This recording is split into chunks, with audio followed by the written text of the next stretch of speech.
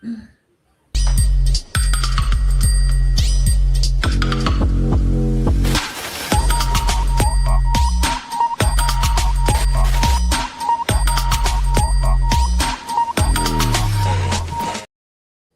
going on, everybody? Welcome to another episode of Blerdkast Live, and happy Adult Money Day to everybody out there who got adult money. Just want to start that off. But welcome to tonight's show. Tonight we got a fun one in store for you. We are doing the business of making content, and on tonight's show, I am blessed to have so many talented content creators, cameramen and women, and influencers on today's panel. But before we continue, first, if you have not, please go ahead and leave a like on this video. Please, why did I do that? Please subscribe to Moana Nui and Blerdkast, and if you haven't, become a channel member. And before we begin, let's have a moment of Joy Stevens. How you doing today, Ms. Joy? I am doing great. Glad to be here serving as your official host today and not just co-host, because of everybody on the screen that you see, I am the one that has not turned this into a business. I'm just here to play. So I get to play as your host for tonight's show. And I will also say that I am a host of several of Moana Nui podcasts, different shows. Distory, which will be airing later on this month. What You Watching, which airs tomorrow night, if I'm not mistaken. I jump into the sports show every now and then, and I like to play around on Blerdography, doing this type of thing. So you can find me popping up on just about all the shows. Now, that being said, I'd like to go around and allow everybody to introduce themselves, and we'll start with a familiar face, and we'll go clockwise from there. So, Supreme Attorney, please tell the people who you are. Hi, I'm the Supreme Attorney. I am a real attorney. I know, shocking. I practice in Georgia.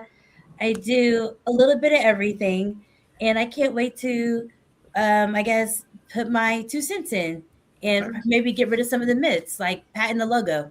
Yeah, okay. My eyes are bad, and you just, hey.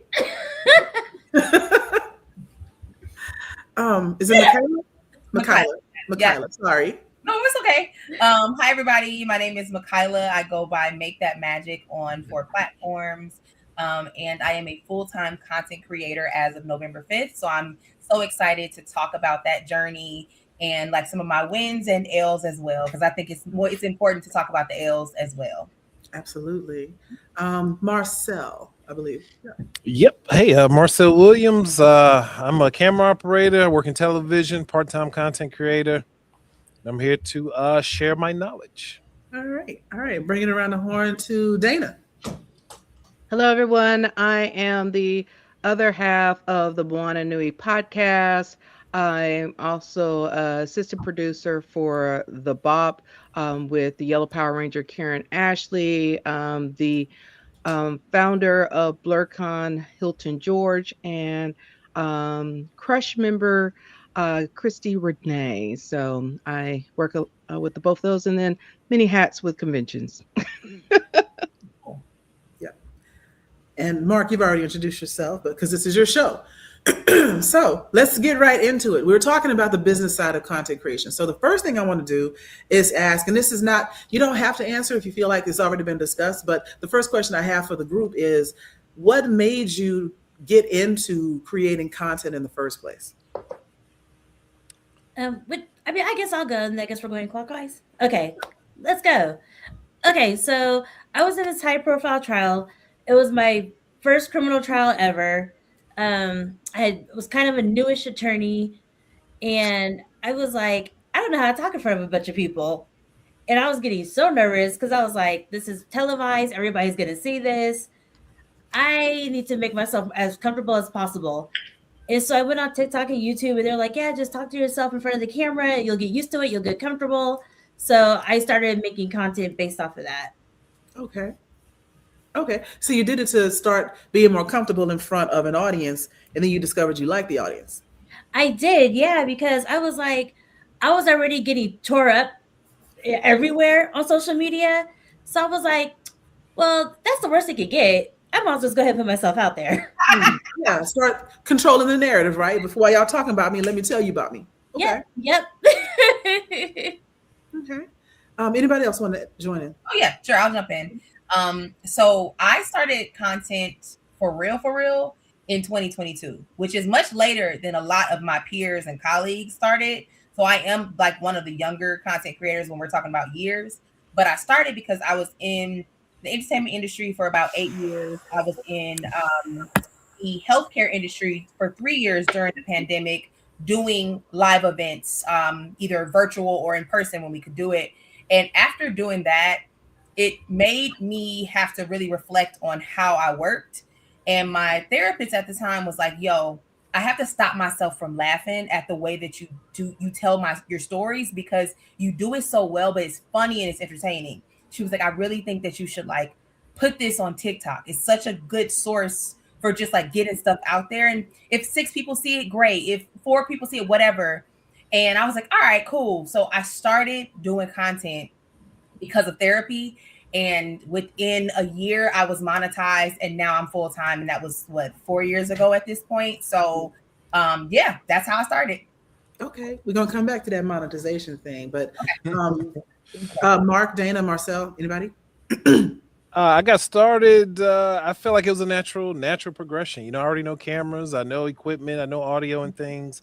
I work in television. I feel like it was a natural progression. I might as well show people what I know, and it's been an interesting journey since then. You know, like I say, it's still part time. I haven't done it full time, but you know, I've created a different YouTube channel. What was it? What do they call them? Like cash cow channels, like an automated channel. I created one of those before and got it monetized, and then just honestly just lost interest over time. But I came back to it, and then I started the podcast, and you know what I do now is called the Content Bebop, and that's kind of where I am now. I'm trying to. I'll admit, I'm still figuring things out on the content side.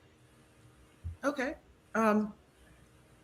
As a chatter, make that magic is how I ended up watching you on. Oh, okay. Hey, friend. I love And, well, as far as myself, I of course got started. Both me and Moana, the founder of Moana Nui podcast, we had a chat with some other people that are also from Hawaii. And we were talking about the lack of representation, not only for Pacific Islanders in media, but also for women of color in media. And we're like, hey, you know, having a you know, great, you know, have some content out there, something. We were talking about what we would like to have. And then, of course, the pandemic happened in 2020. And that's when Moana was like, hey, we're stuck at home. Let's go ahead and make this happen. And so we started the show to have something like for indie creators, to people to get introduced to them, because people are always talking about, hey, we want representation, we want our own stories. Well, here's the people that are doing it. Nice. And then it kind of grew from there. And then it went from doing that, and we started doing different series and segments, and it, you know, now it's almost 6 years of having Moana Nui. Nice. I didn't realize it had been that long. That's awesome. Yes. Marc, we don't want to exclude you from this conversation too. So how did you get started, or why did you get started? That's actually really good. Everybody knows I've started because of the pandemic. I was working with a group of coworkers, including that guy down there, on a channel, and we put a lot of work into that channel, and then it went away overnight for reasons I don't want to get into, but that motivated me to just, hey, you're already in the mindset of creating content and editing. You already do the cosplay photography thing, and you do a lot of cool things. You go out to nerd spaces anyway. Just make a channel about that. So 5 years ago, February 21st, 2021, I started Blerdography, and I have not looked back since. I've almost quit several times, but I have not looked back since. And since then, I've monetized the channel. I've created a brand. I created something I didn't know I was doing with this whole representation and black nerd empowerment thing. I was just like everybody else, needed therapy, and I'm too cheap to go see a therapist, and this was the next best thing. So, okay, to be fair, it was technically that was provided by Johnson and Johnson. So it was. I didn't pay for it either, honey. It came out of their pocketbook. Okay. She said, "Let's just be clear." Oh, no. I wasn't forking up no cash for real.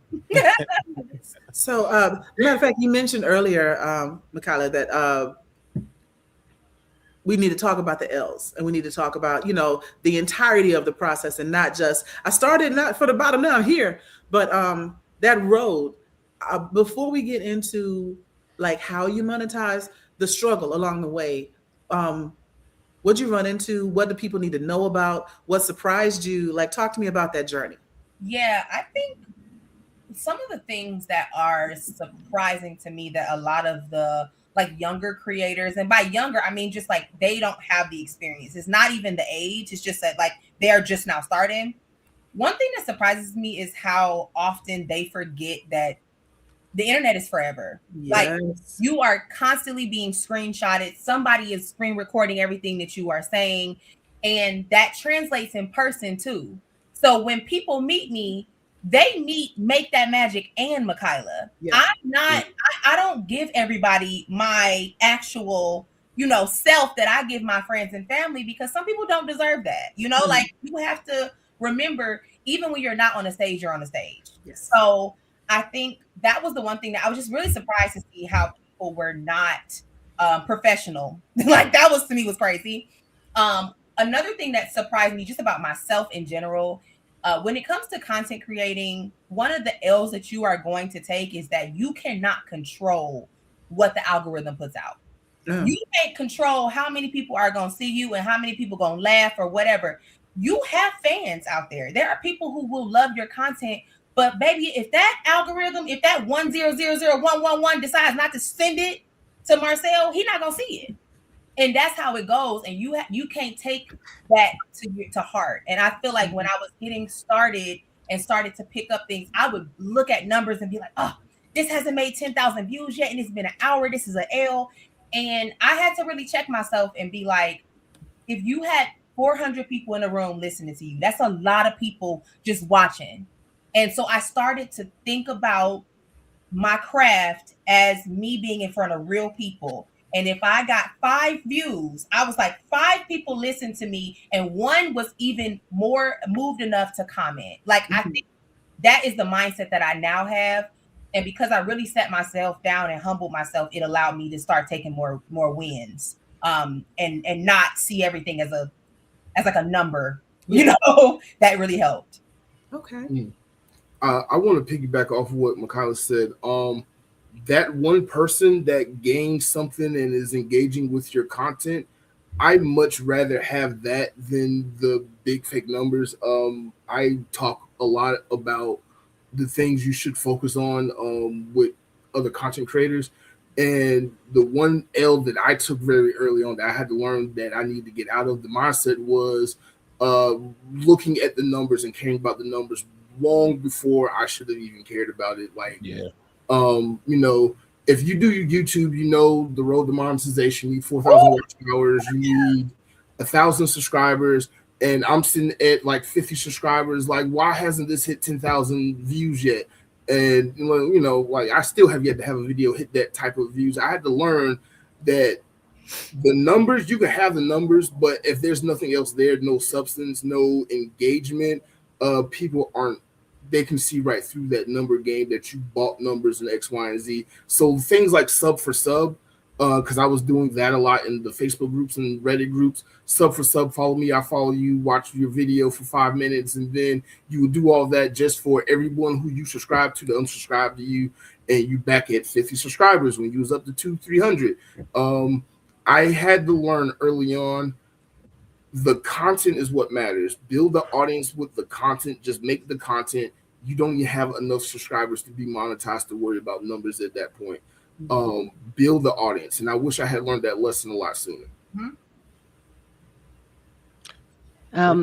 As far as myself with Moana Nui, both me and Moana, as Marc knows that we've talked about, it's like we have never been focused on the numbers, because it's like we're focused on the content. And as we grew our platform, having, segments on mental health, having segments on professional and personal development, our sports segment, we wanted to have something evergreen that no matter what you're interested in, you'll find something you're interested in. You like uh, convention coverage. Okay, we have a whole playlist of all our stuff that we've done and upcoming stuff that will be coming out.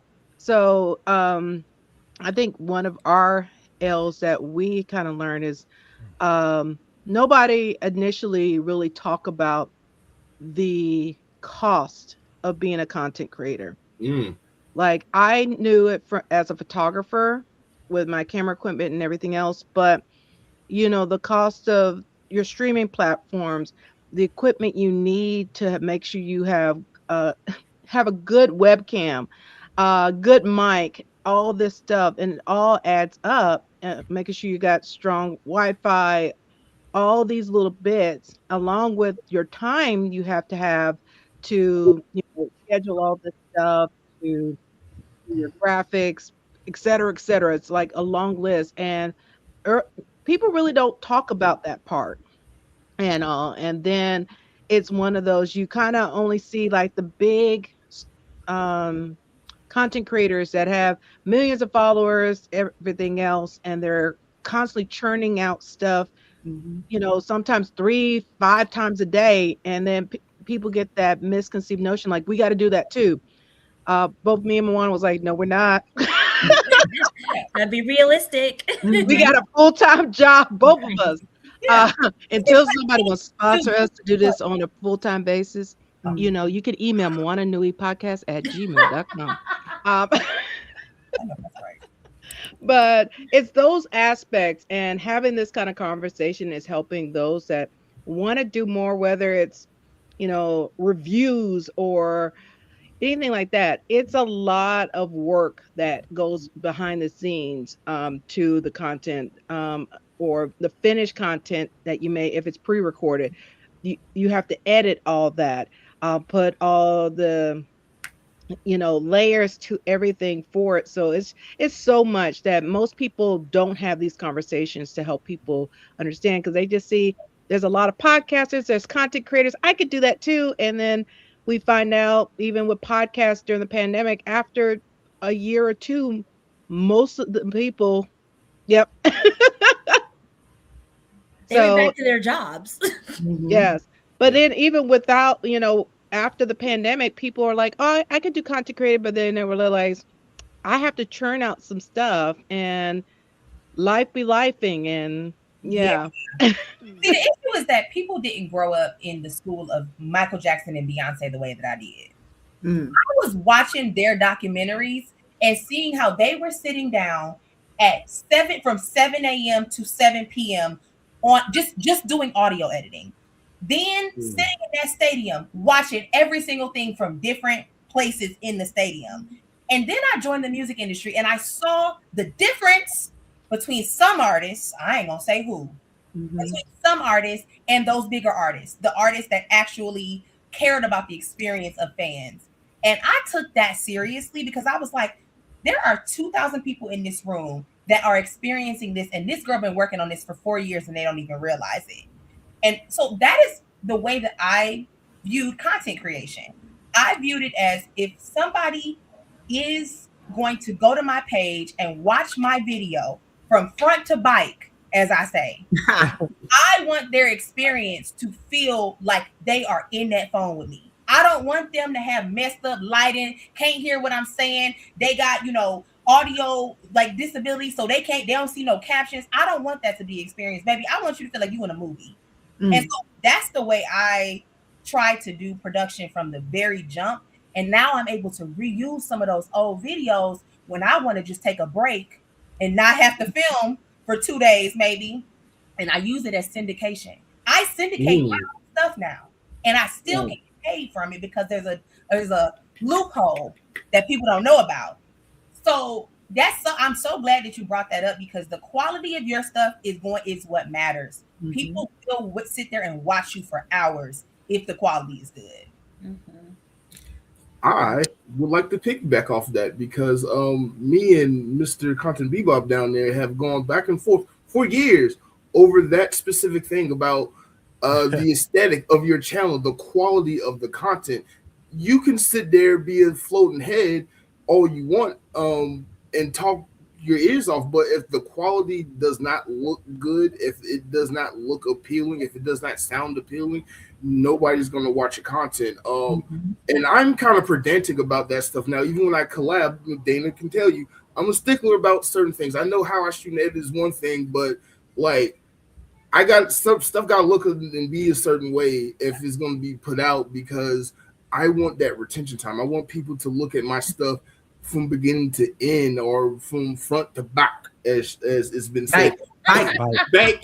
Okay. Mike. Are you from Florida? I'm from Atlanta. I'm from Detroit. You Oh, know. okay. Okay. Mark, we know you're a Georgia peach. We know. Silence you. But yeah, the quality matters. The quality of your product really matters at the end of the day if you want to grow your brand. You can focus on the numbers and engagement and X, Y, and Z. None of it matters if the quality at the end of the day is not there. And then the way you guys were talking about, Dana, how you were talking about it costs money to get all these things taken care of. I think that's a good segue into how do you set up a business? Because a lot of these things are tax write-offs if you actually set up your business. And I don't know about the tax laws, but I know if you at least have an LLC, say somebody wanted to sue you, they're suing the company and not you. Correct. Whenever you're able to get an EIN number for taxes, Yes. so then you can get your own credit card, bank. So anything you need to buy for your, your content creation, write it off. Use that one bank account, use that one credit card, and that's it. Yep. And it So is make sure you register with the state. Yes. Yeah, Make you sure have get registered to. with state. Yeah. Yep. Yeah, A lot of- register with there's state. a lot of businesses that don't.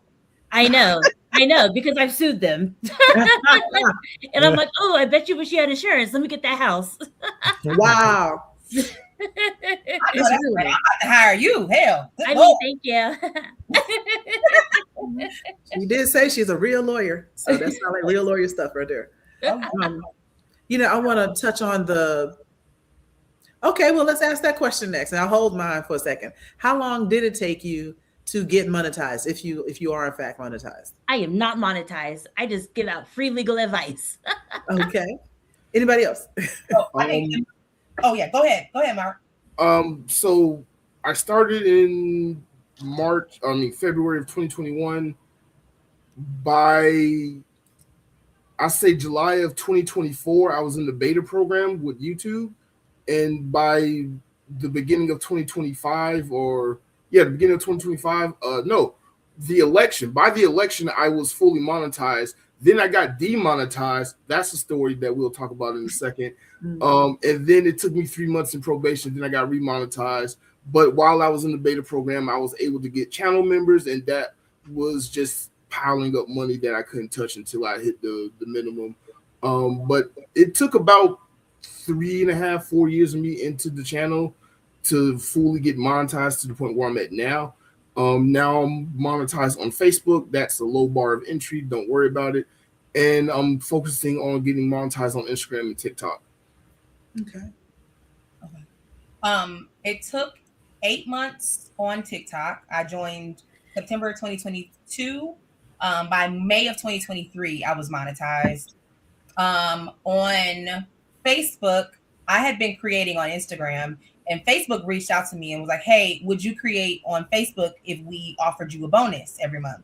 And I was like, yeah, sure. Like $500 a month, whatever. Like it's nothing that I'm making on TikTok, but I might as well go ahead and join. And so that was in June of 2025 that I got monetized on Facebook. And by December of 2025, I made more money on Facebook than I did on TikTok when I first got started. And I'm going to be transparent because I feel like we're in here and Black folks don't talk about money enough. I made about 14 grand 2024 on TikTok. Facebook last year, I made 28 grand in like 6 months. Wow. So that to me was like, I said, oh, you got to focus on the girls that you think don't matter. Like you really got to focus. And being on YouTube, I think I joined in January of 2024, and I was monetized by May. But that's because, again, I use my content like syndication, and I put it on like it is a Wild and Out show on those platforms, and I made sure that I got that audience to get hooked. And then once YouTube and those platforms see that you are bringing in audiences like that, they're more prone to put you more in the algorithm, which can then allow you to be able to be monetized. Yeah. That was some good stuff there. Oh, yeah. Okay. So, I want to go back to something since we were talking about L's. And Marc, if you don't want to talk about it, I understand. But you did say we're gonna talk about it. We're gonna talk about it. Yeah. So you said you got put on probation, I believe. Demonetized. I got demonetized. Yes. What happened? So there's this term that YouTube uses that is complete and utter BS, but they use it to determine if you're going to be monetized or not, and it's called reuse content. If you are a content creator and you are trying to get monetized, beware of reuse content. I know what I did, and I know what I did wrong in trying to play it off when I was appealing everything. Long story short, it's the election. I'm monetized, and I'm like, hey, I want to capitalize off of all the political ads. So I kind of stole other content and reposted it as my own. You say that like that's not a crime. Like, yeah, what are the quotes for? I kind of robbed some people. And he's the reason I trademarked my content. He is the reason I trademarked it, so I can throw the book at folks like that. Wow. I just want y'all to know. Don't do that. Marc, you are the problem. So I was listening to other content creators who were doing the same thing and making the killing and trying to take their advice, and they literally gave me a video that I should test out, and I did. And I got about 14,000 views off that video in like an hour or so. And 5 days into being monetized, I'm like, oh my God, I hit $100. I hit $200. YouTube was like, hey, this is weird. We're going to not give you money. So they put me on probation, investigated my channel, said reuse content. It's a vague term. They don't explain what it is. I went and deleted a bunch of stuff off my channel. They reevaluated the channel, said I still had reuse content because I have stuff from TikTok. So if you're a content creator, you try to do things efficiently. When it comes to something like shorts, I use like CapCut and TikTok and some of their automated AI things to make my content, just being honest. And I will post it on TikTok and then also post it on YouTube at the same time. And you shouldn't do that. You should always, you should diversify your content across your platform, because none of the platforms, like when you share content from another platform on theirs, their algorithm can tell. B, if you do that, if you make a video on Instagram or Facebook or whatever, wait 6 hours, wait 24 hours to repost it somewhere else, so the algorithm understands that it was posted here first and it can get its views there versus you sharing the same thing across your platform and none of it getting views. Had to learn that the hard way. Huh? Who told you that? That's the people at YouTube. When I had to call in and actually talk to somebody after they kept rejecting my appeals, I had to talk to somebody. So you call the help desk number or whatever, the 1-800 number, and they went and investigated my channel, came back 24 hours later with an email saying, this is what we found. This is why we're not monetizing your channel, because you have reused content. You're taking stuff from one platform and putting it on another platform on YouTube, and they don't like that.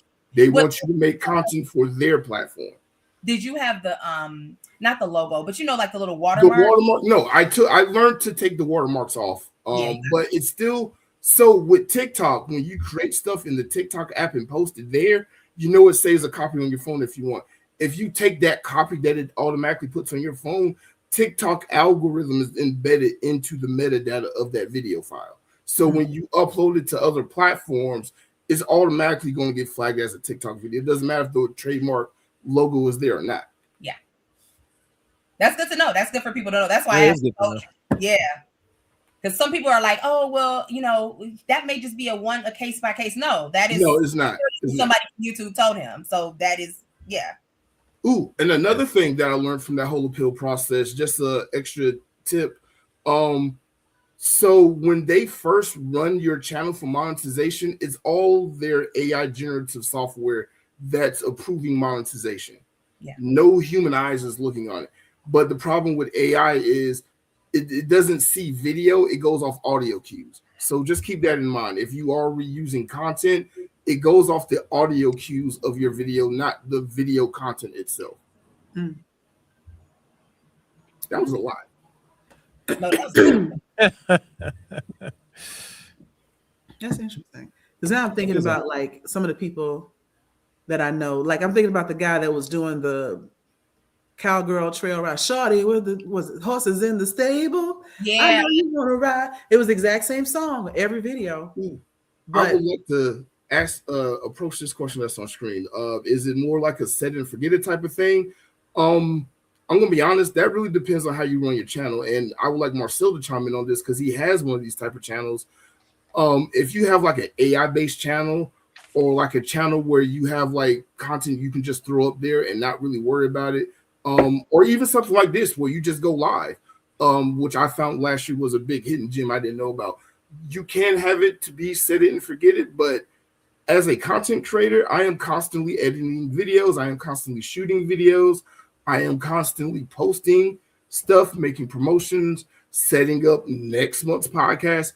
It's not set and forget it. I'm constantly working in my business with how I run my channel and the type of content that I make. Now, you can do something like I know Marcel has done. I'm not going to give away all his business, but he's made a channel. You know what? You talk about it. You did it. Yeah, what's your channel about? How about that? What is your channel about? So before the channel I have now, it was like an AI channel. So it was about anyway. Look, I was just trying to make some money, right? So it was about like Black culture type things or Black history type stuff. It was some of it was a little lowbrow, I'll admit. But to answer that question, I feel like that's kind of subjective. Like everybody's a little different. Like because everybody's mental fortitude is just a little different. If you make one video and it got 2 views and now you want to quit, then you definitely should not be looking at the numbers. But personally, if you've I'm stealing from a bigger creator. I don't want to quote the wrong creator. I don't know if it's Mr. Beast or somebody, but they were saying make 50 to 100 videos first and then start looking at the numbers and things like that. Because I do believe that having some sort of consistency matters first. I that's just my opinion. I think you should have consistency, especially if you're new. If you're not new, then obviously you know how analytics work and you can go in there and craft something. But if you're new to this, just get consistent first. I would think, because you may not, because looking at the numbers are going to discourage you. Looking at the comments the comments or lack thereof comments is going to discourage you as well. Mm-hmm. I think it's best to just put stuff out and then I set a number in your head. Say 50 videos. If you're doing shorts, say 100 videos. Set a number, and at that number, then you do need to look at your stuff. At some point, that mental fortitude, you're going to have it, because you have to at some point look at your analytics and understand what you're doing wrong, what's working, what's not working. But most importantly, like I say, to start off, I think it begins with you, the person, and actually being able to put out the content. So it doesn't matter if you don't have a system or have the fortitude to keep going. It doesn't matter. You'll stop at the 10th video. You'll stop at the 2nd. You know what I mean? It doesn't. Get that first, I believe, and then begin to look at your analytics. I'd say like 50 videos. I think for content creators, for us, making content is like being an Avon salesman. If any of y'all remember that back in the day, or Tupperware or Princess House or whatever, you get out of it what you put into it. It's not like you get money, an hour wage for editing videos and shooting things like that. You get exactly what you put into it. So if you want to make money, if you want to set your channel up to be a set it and forget it thing, you can do that, but you got to have the processes and procedures in place first. and then you can have the results that you want like that. I would also add, like I said, I'm not monetized, and I do a lot of content for other people, but I do have like my own YouTube channel that I had no intention of monetizing because it was a lever for me to offer up little snippets for my real business, because I'm a workshop facilitator. Like, I do public speaking, and people always want to say, do you have any samples of your work? And at first I was like, no, because I know how y'all do, and if I send you a recording of my work, you're gonna share that recording, you're not gonna pay me. So I got into the habit of doing little 3-4 minute videos on YouTube and have people, and I share that on LinkedIn. And that is a whole different side of my life. I do not talk about all of this with my LinkedIn people, but I also, from your point about like just make a bunch of videos, or, figure out how much you want to do. I started out thinking that I was going to put out a video like every week, and that never happened. And then I was like, okay, I think I could rock with once a month, depending on, what I was doing. And now it's like once a quarter. And it's not because I've lost interest in it. It's because it was never to be monetized. It was always to show samples of my work. And I've got a good collection of samples now. And so I put it out when I got something I really want to say, I really want to get out. And it just keeps me it keeps me at the top of the algorithm on LinkedIn. So I'm showing up in searches for like public speaking and all that kind of stuff. But then like all of this podcasting that I do, yeah, I'm resharing when I see that Marc has published something. If Moana Nui has put something out, let me repost it, et cetera, to try to get those numbers up. But the idea of having to do honestly, they be wearing me out, because it'd be like, let's do this podcast on Monday night, and we're doing this one on Wednesday night. Here we are, there's another one on Thursday. Then I do my own on Thursday night, and then we back again on next Monday. And I'm like, can I, I need a nap. This is a lot. Yeah. But I do it for the love of the people and just because it's fun. But sometimes I'll be like, yeah, I can't show up tonight. So I do think understanding your own limits and understanding what you're doing it for. If you're creating content as a stepping stone for something else, like I was doing, yeah, you can be a little bit more relaxed with it. But if you're creating it as your source of income or as your main thing, it needs to be consistent. You need to know what you can handle as far as dedication to that, like how fast can you churn stuff out? And it needs to have a level of quality that you want to represent in your brand. That part too. Yeah, I think for me, when I make content, it's just so people know what type of lawyer they're going to hire. Because I'm not the Steffi attorney. And I'm going to talk to somebody just regular words. I'm not going to use legal jargon. And I'm probably going to be a little goofy. So if you don't want me as your attorney, you already knew what you were getting. Good point.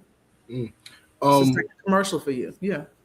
Joy, you said something, and I'm going to piggyback off what Angie said too, but Joy, you said something about knowing your limitations, and another L I took, burnout. Burnout in this industry is real, and even if you're not making any money off of it, the fact that you are running your channel and trying to do so much, because you're a one-man band, maybe you got a friend or two helping you out, maybe you got a couple of friends helping you out, but you're still a one-man band, and you're trying to do so much at one time. And about 2 years ago at MomoCon, I was trying to do a documentary, and I had a team, I had help, but everything went left so quick. And that whole experience literally burnt me out of like creating content to the point to where I'm still working on that very documentary because it didn't meet the quality that I wanted to represent for my channel.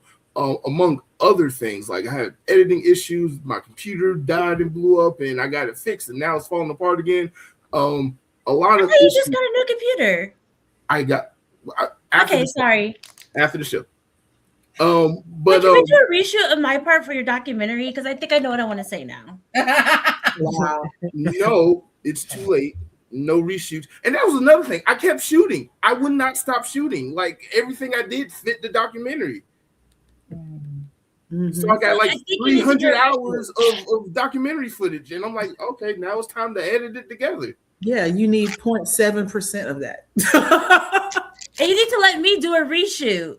I'm not as fat anymore either. Like, let me do a reshoot. Pounds lighter. Let me do another. I gotta say that is a good reason to let her do a reshoot. Thank you, co-signer. Woo. Hey, I gotta agree with that. I mean, I can't hate on that either. Yeah, I see my face now. Like, I look better. Okay, period. Thank you. Thank you. We'll talk about it. We'll talk I about thought it. we're talking about it. Not right now.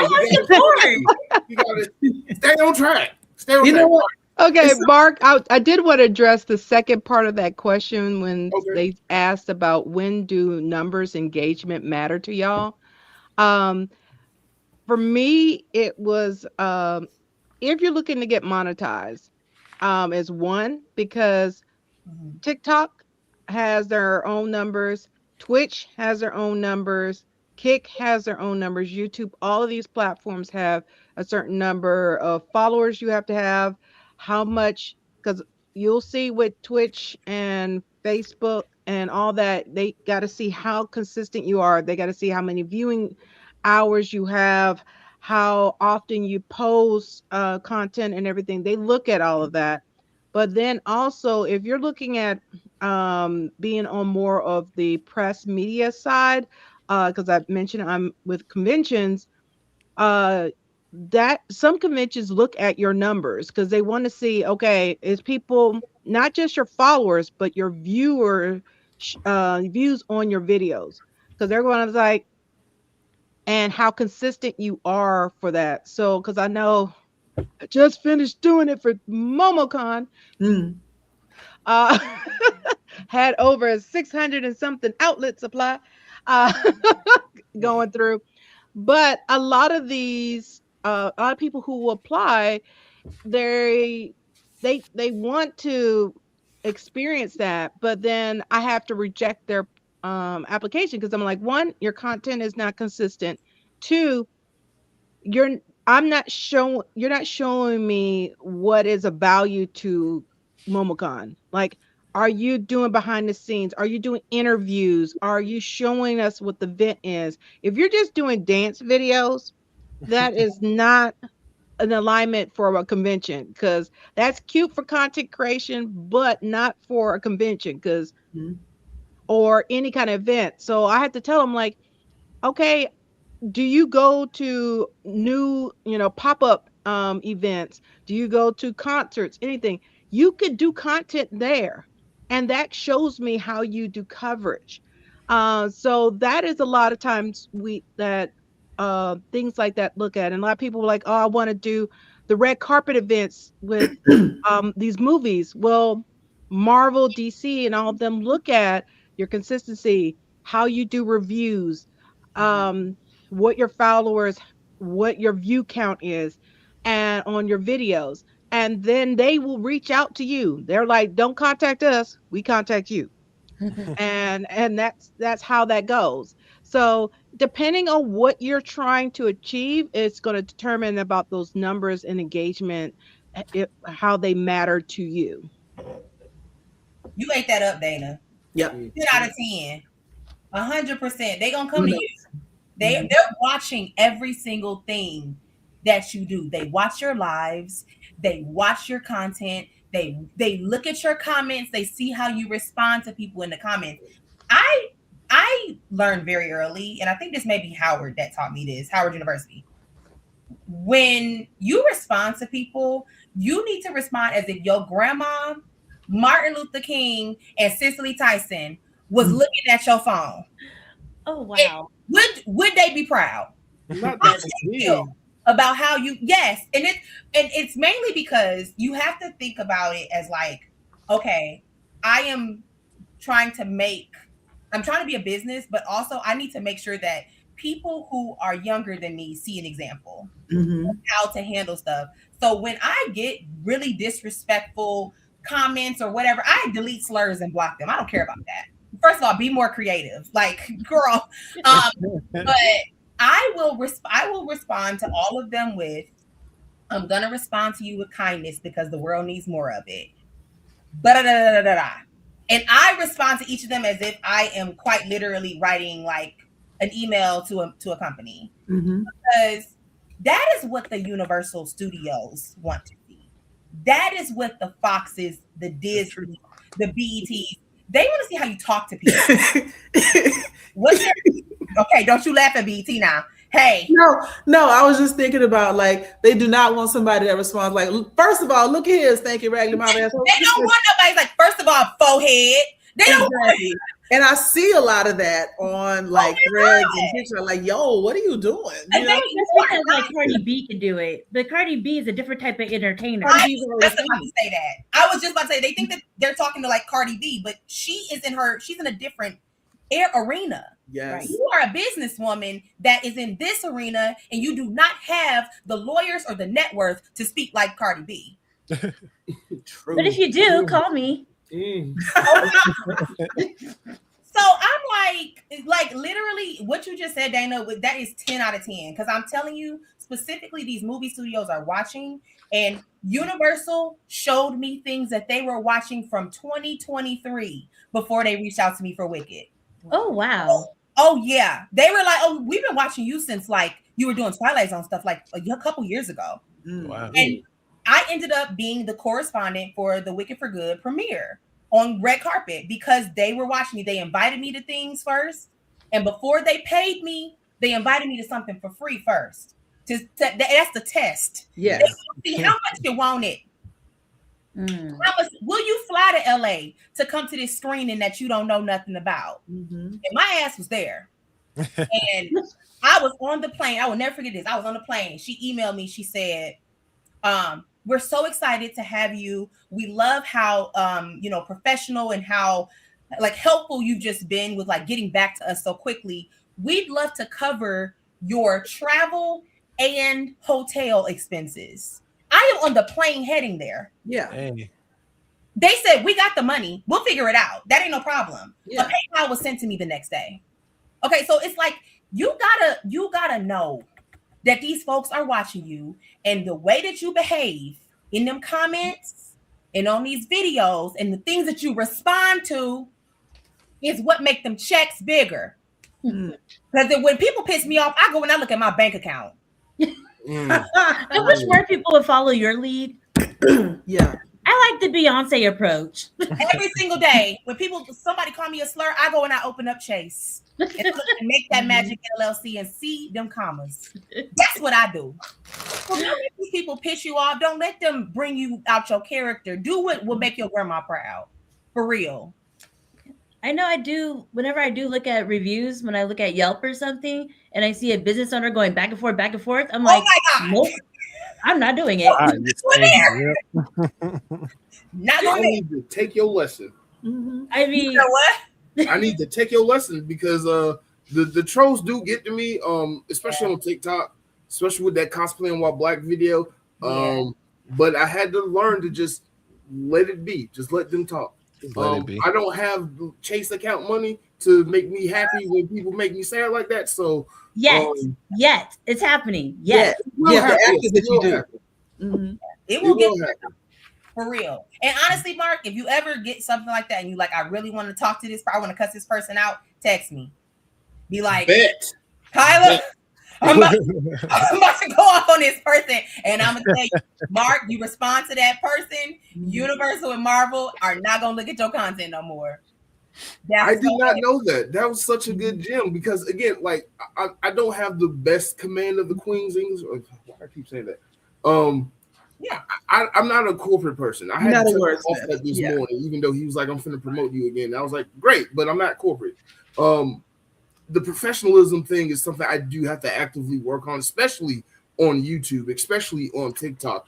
Another L I took was getting my first TikTok account banned because Trump won the election, and I just was like, I'm done with these people, and I actively went out searching for MAGA, and TikTok was like, hey, we're on Trump's side. We're going to ban you permanently, forever. And then he reached out to me. What can I do? I was like, nothing. I was like, you're not in jail. Congratulations. You're in America. That was a real conversation. Yeah. And you know what? I see that a lot, especially like because I'm on Threads a lot. And matter of fact, I was arguing for over an hour with some crazy woman because we were talking about the whole BAFTA thing. We're not going to talk about it right now. But I thought that she was willing to engage in an adult conversation. And she said something and she's like, but isn't that the point? And I was about to let her understand, that we had differing understanding of what was going on. And she, while I was responding eloquently, she erased part of her comment. It was like, isn't that the point? And if you don't like it, you're an aimless a-hole. And I wrote, you know what? I was going to engage with you in a civil discussion about the points that you're talking about, but you edited your comment and decided to call me this. So have the day you deserve. And I left it at that. And she kept chasing me. Like, she kept wanting to engage. And I was like, I'm not doing this with you all day. I got stuff to do. But when I tell you, I called my one of my friends is like, Jackie, can I vent to you? I was so mad. But I didn't show that online because even though that's a different part of my life, every now and then somebody from LinkedIn finds me out here in the world. Like one of my friends, one of my clients was like, oh my God, I saw this K-pop thing that you did and it was hilarious. And I was like, yeah, everything I do, whether I think it's going to be seen or not, everything I do does not go against the brand that I'm creating. And so having that restraint, and like you said, every time I get mad, you say you look at Chase, every time I get mad, I think I need to get booked. Right. And I can't miss out on my blessing on LinkedIn because one of their people said, I think I saw this girl on TikTok cussing somebody out. No. Let me tell you, won't be me. The first contract that I booked when I went full time was with Live Nation. I worked for Live Nation for 8 years. The first full like content creator contract I booked the day after I went full time was with my previous employer. And do you know why that was? Because when they pissed me off, I didn't go onto social media dragging them. Right. I did when Ticketmaster and all that stuff was going on. I was sitting there like, girl, I'm gonna go ahead and talk about Snow White and Cinderella. Oh, this is fire. And so when they went a digging, because that's what they do. Several people. Oh, girl, we've been seeing your videos a long time. We just didn't want to say nothing. I know you have. I know you have because my numbers reflect that out of 400 people, at least 300 will see me. I know. So I literally said, you know what? I'm going to take this as a lesson here. I booked that with them. Now I'm doing the Keith Lee family thing in May with them. Right. You literally have to be like, how much can I just vent to myself and my homegirls and my husband and not put it online? There are some things that need to be said. There are some things that need to be said so people know where you stand. Because if you ain't standing up for something, we know who you are. Yep. But some of that stuff, I just want people to shut up. Be quiet. You'll get more money that way. And then, legally, your First Amendment rights are protected. You won't go to jail. Correct. You can absolutely lose your job. They can absolutely fire you. So be careful. They can pull your stuff down. Right. They can demonetize you all the time. Somebody decides to lose their mind up at a Circle K, and then people find out who they are and where they work. It's usually some real estate, blah blah blah. And now her whole business, she lost her license. All of this because you decided to call people names in the Circle K, and you got beat up on top of it. And then I always see the comments like, "Oh, she's about to own that Circle K." No, she's not. No, she's not. That is not help. That's not what the First Amendment protects. But go off, lawyers, I guess. I also, one other thing I want to touch on around professionalism. I don't believe in respectability politics. I feel like your brand is your brand. That being said, respect people's time. I have seen people that I've worked with, like even on the professional side, that didn't have it together. I'm here to do, you already given me a nice check to come and do something at your company. And then why am I the only one online? Why am I the only one waiting, in the lobby? Why is nobody here? How come you didn't already do your sound checks on site? What are you doing?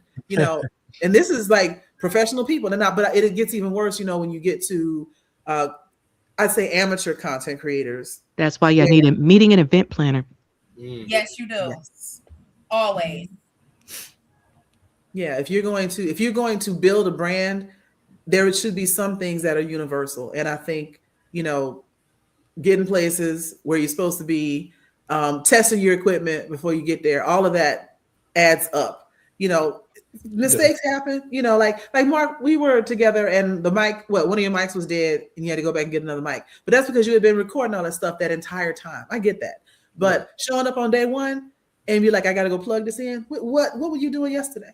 I always wonder that kind of thing, Also, why are you arriving to an event the day of the event? Why is your flight landing at 11 a.m. when your call time is 3? Mm-hmm. Like delays don't happen. We literally live in a climate where the climate is angry at us. Yeah. So, as to why you think Mother Nature will not come in there and throw a thunderstorm in the middle of May that will ground flights for 4 hours. Yep. I'm trying to understand why you don't know that. Baby, I get there at least 24 hours in advance. Every time. I'm leaving tomorrow for something I got to do on Wednesday. Yep. Like it's too much. I literally told I'm doing the Twilight Zone Festival in New York. And I told them, I said, hey, I'm going to need to be there the day before. So just make sure that my room is booked for the day before. They were like, oh, you don't have to show up to the day of. I said, no, we'll be there the day before. I want to make sure that if somebody decides on the track, on the road, because I'm going to drive there, that they need to shut down the whole highway, that I'm able to get there on time. Mm-hmm. So I just, the idea of professionalism only being for, people who are 6-7 years into their career is bullcrap. Day one. I agree. Mm-hmm. I don't get it. I think I need to learn that lesson. Like if you want to leave the same day, go for it. But arriving, that's very risky. Baby, I will do a U-turn. I will absolutely land the day before, do the event, leave that evening. I'll do that now. Right.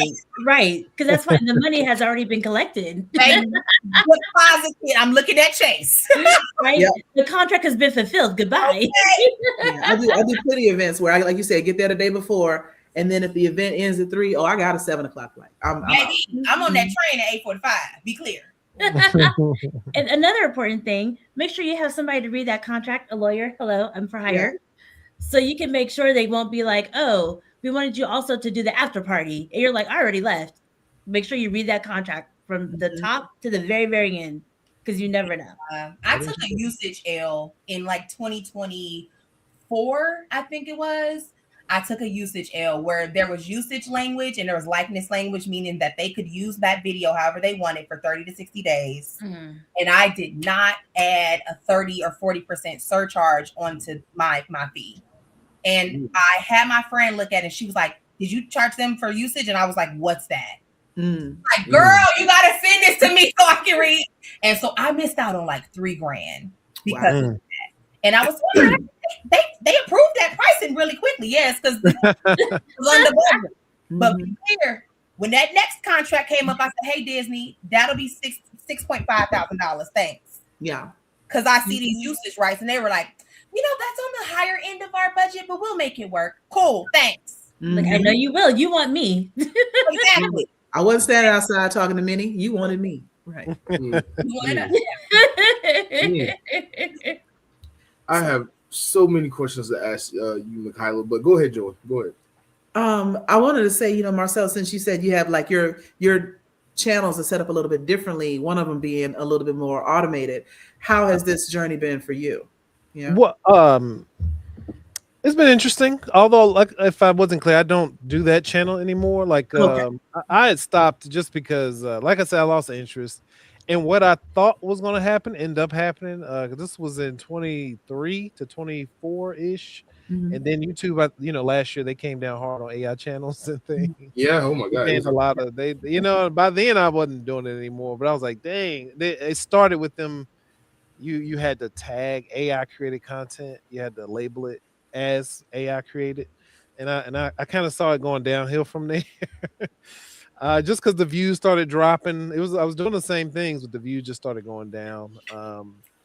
So I kind of had assumed what was coming, and I think not too much later, they put a big hold on just a lot of AI created content, which they need to. I'm gonna be honest with you. Yeah. The AI stuff is like, and I cared a little bit. Some of these people, man, they just don't care. It is some ruthless. They're doing bull crap out there. Like I even getting on YouTube, and I'm like, how are these ads getting approved? Like they just don't care at YouTube, I guess. I'm not about gonna ads, so lie. they I just want always their stop money. to watch the cat videos that are AI. Yeah, I can't help it. The ones where the cats like get pregnant or something, and they have yeah, a that's whole that's little off there. That's not yeah. bad. Like I will stop and watch those. I can't help it, and I'm just like, this is stupid. But I'm gonna I know watch what you this mean. That's AI all slop. funny. Some of that stuff is just bad though. Bad. Yeah, And it's the deeper I got into it, I was meeting a lot of people and then that did it and stuff. They're from overseas and things, and it became like a big language barrier. Sometimes trying to find the help to edit the videos. And don't get me wrong, obviously they were cheaper, but there's a lot of language barriers, a lot of haggling and bargaining and all this and that, and just I don't know, scammy type of environment on fiber dealing with people. Mm. But it was good. It teaches you how to, like you all mentioned earlier, it teaches you how to grow thick skin. Because for me personally, I didn't like being on camera, so I figured this was a good way for me to, get something out Mhm. and without showing my face. Even to this day, I still would recommend it. I recommend people start, maybe not, because there's plenty of faceless YouTube channels out there. Like they just Yeah. care more. They just actually put love into the channel. Like just don't go on to what's it called, Google, Nano Banana, and just make bull crap. You know what I mean? If you actually care a little bit, you can actually make great things. To be honest with you. But yeah, so that was the one channel. And the other channel I have now is the Content Bebop. But like I said, I'm kind of I'm trying to figure out what to do next with it. I'm not here to.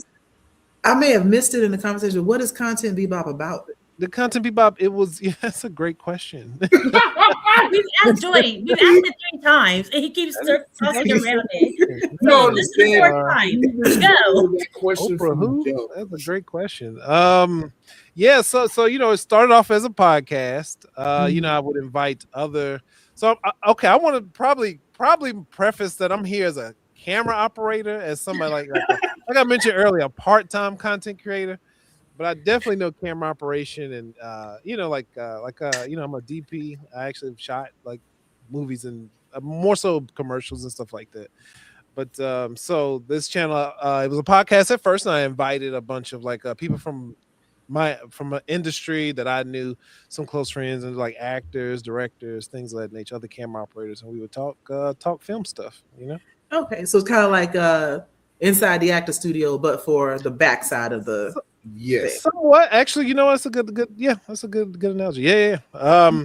That's what it started as. And like I said, I did 50 of those, and that's so it taught me a lot. And I was like, all right, I can't sustain this, so then it's because it takes, obviously podcasts can be done, but for me personally, I just had a child, and the space was a little limited, and just scheduling with people. And to be honest with you, I think around 50, I ran out of friends. So then I had to start reaching out to people I didn't know. And then it got a little trickier, getting people interested. But I'm not, I'm not saying it can't be done, because it could be done. It just got more complicated. It got, the fruit wasn't hanging as low, So anyway, and now I'm here where I am now. I'm trying to figure out where to go next. I'm trying to even I'm just trying to figure it out, to be honest with you. Okay. Blerdography is hiring for experienced editors and camera operators. Hiring and paying. I'm sure they are. Right. Those two different things. He used to work for me. He know what to do. So he's seeking an intern, if you will. Right. It sounds like an internship. But no, he's going to pay you an experience. No. I'm not going to pay him an experience. No. Seriously. So let me ask you, your AI channel, you're not making any revenue off of it, even though you're not they completely block you from making any money off that channel. So what happened was this is what happened. So like I said, this channel was about like Black history, Black things, Black culture type things here in America. And so like for a few years, well, it's only been since 23, but so what was that, 3 years ago? But 2 or 3 years ago. So every year I do see like an uptick in February, like the views and subscribers go up. But honestly, I have not touched it. No. And what happened is, I'm trying to remember, because I still look at it every once in a while. Is it monetized though, or not? It was but I haven't posted in so long, so it drops. I'm trying to remember what drops. The views I think drop. You just have to get those back up because obviously your subscribers stay there. But yeah, it's the views that need to go back up. And honestly, I just haven't posted anything. Maybe one day I will because I do care about it. I would like to take it in a different direction. Like I said before, it was a little lowbrow. I'm just trying to you got to find your passion again. Like what I just gotta find made you want to do it. Yeah. But I would recommend it. You said you're a camera operator. So how do you feel about content creators using just their cell phone when they first get started? Or do they need to spend extra money on the bigger, better camera? I think it's great. People should do that more often. I think people get caught up in that. That was when I was speaking earlier about getting that consistency and making sure you have those reps in of creating the number of videos before you start looking at it. I think that's part of it because people want to blame the equipment sometimes for their content not being up to par. And that's not necessarily the case at all. A lot of channels that I watch on a regular, I don't know what they're shooting it with, but I know it's not this camera here. I know they didn't spend, I know it's not even half of the quality of this camera, or the cameras that I used on my podcast, and they have millions of views, and I, only had a couple thousand, so it's not necessarily about that. It's literally about creating good content, and it is tough because a lot of things have been done. To be completely honest with you, a lot of things have been done, so it is tough. But it's about the content, not necessarily the camera quality. Okay, so is it a matter of you're using your cell phone, just maybe get the settings right before you post or before you shoot? Right. Make sure that even matter. Yeah. I would say so. It is. It Make is. Sure your camera, clean your lens. Clean your lens and make sure they can hear you. Invest in a good little good mic or something. I got one laying around somewhere. Like a good mic you can just plug into the phone. That's really what it's about. And just being authentically you. That goes back to putting in those reps. You got to, because it takes time for you to learn who you are. Because the first however many videos is the fake version of you anyway that you're showing people. Yes. Oh my God. I wish people talked about that more. Wait, what do you mean? The fake version? What do you mean? You want to. Well, a lot of people are trying to impress and try to be like other content creators versus being themselves. Yeah, if you're confused, then maybe you're just authentic. Fail at it. Oh, I see what you're saying. Okay. Yeah, if you don't get it, then maybe you're not one of those people. You're probably an actually authentic human being. Yeah, I was like, my like older content, and I'm like, no, I think I got on there like I'm just gonna say the crazy stuff that my therapist said was funny. Everybody's different. That was really how I felt. Yeah. Some people got to find that rhythm, Yeah. Now, I will say you're using your phone, and as you start doing more, I know personally from Moana Nui, like looking at our older content, it's like okay, we see the progression of better content, better quality and stuff. Especially like someone was asking about how do you get sponsors. If you're trying to get sponsors, you have to get your stuff up to par. So a Disney or a Universal or someone will want to partner with you because they're not going to want you using your iPhone 3. No, you're correct. Like I said, it's a balance, but the balance is heavily tipped in just press and record. Like just get out there, press record, and make sure they can hear you. And to as much as you can recognize what it looks like. Like because I've done a couple little videos with my phone just for fun when I was playing around with my K-pop friends. Because we have a whole company called K-pop Corporate Incorporated, and I'm the crisis hotline. So I'll just put my little phone right here. I'll have my script on the screen because I'm pretending to type anyway. And it came out great. And one of the people DM me and they were like, "What's your setup that you use?" I was like, "This is an iPhone 16 and some earbuds." Like. It ain't that much, but the earbud quality came through really clear. People were like, "Your voice is so soothing." I was like, "Thank you," but it didn't take a whole lot. But if I was going like Supreme Attorney and I have a show in the works that we're working on called Chaos Twins, and that setup is going to be different because two of us we haven't decided if we're going to be together in person or online like this. Marc is going to shoot it, and so I think that needs to level up. So I might actually put on like makeup for a change. You never know. Just depends on what we want to look like. Y'all have this weird energy in person that's like a little bit different when y'all like this, but like it's y'all just work well together regardless. So whatever y'all do is just gonna be magic. I can't wait to see this. BlerdCon is coming. Oh my god, that's right. We're all gonna be at BlerdCon together. This is gonna be insane. We can launch Chaos Twins at BlerdCon.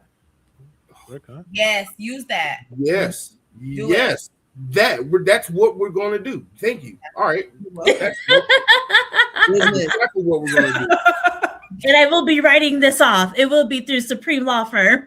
And I will be learning how to do that because this will probably be the first. No, I got to write off everything from last year. But yeah. Speaking of write-offs and things like that, what are some legal things that content creators need to be more aware of? Because we talked about patent and trademarking and copywriting.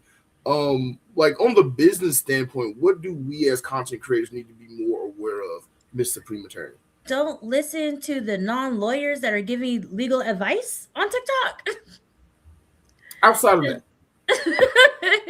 No, but that's real though, because a lot of people will come to me with what they receive from TikTok or Instagram, whatever, social media, and it's usually wrong. They're just giving you this information for clickbait. Yeah. So, like a lot of people don't know, like for copyright, you really don't have to copyright or trademark anything unless you're actually going to sell something, or unless you actually. It's the first step before you sue somebody for using your content. So if you already are a brand and you know you're a brand, then you probably want to get things copyright, trademark if you have a theme song or whatever. But if you don't have any of that yet, you don't have to spend the money on that ASAP. That's something you could do later once you start making more money and people are starting to copy you. But the thing is, once you have it posted, you can show proof that this was yours first. No matter if somebody else made more money off of it, you can prove that it was yours first. Yeah. So that's a free tidbit. You don't have to copyright immediately. Yeah.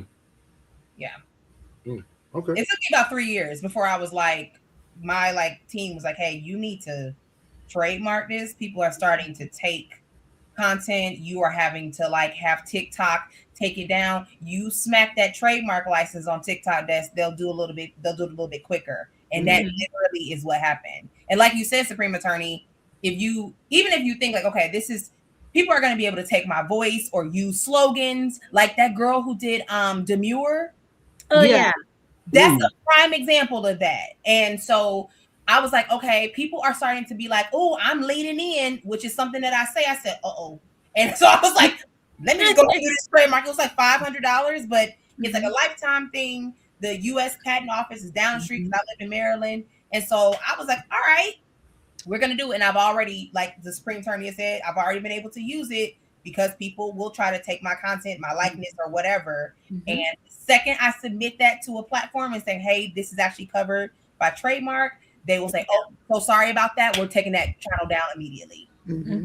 Yeah, because even with the Demure one, she had proof that she did it first. Correct. Which is why she was able to get it back really quick. Even though the other person trademarked, it doesn't matter. It's her. Yeah. So that's a lot of people don't know. Like, oh, you have a business trademark. No. Yeah. I ended up seeing like IN from Stray Kids was like, he doesn't even speak English well. He's like Demure. Right. And then if you're going to sell a product, then you might want to trademark or copyright trademark, whatever, depending on what it is. Because that way, if somebody else tries to do it too, it's like, no, this is the official one. It's a way to protect your brand too. So if you have cheap knockoffs, it's like, that's not mine. That's something else.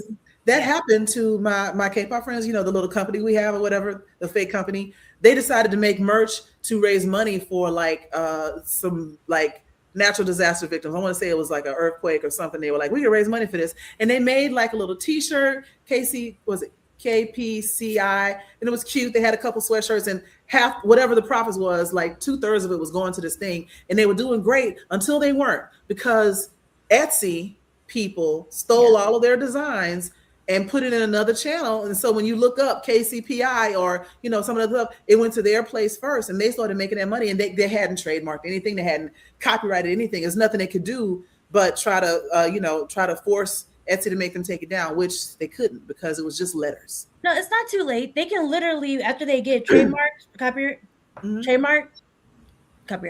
Okay. So they could get it done retroactively and they could get all their money back. That could be theirs Because because they have proof that they did it first. Yeah, they got videos about everything, about what they were about to do and about to launch.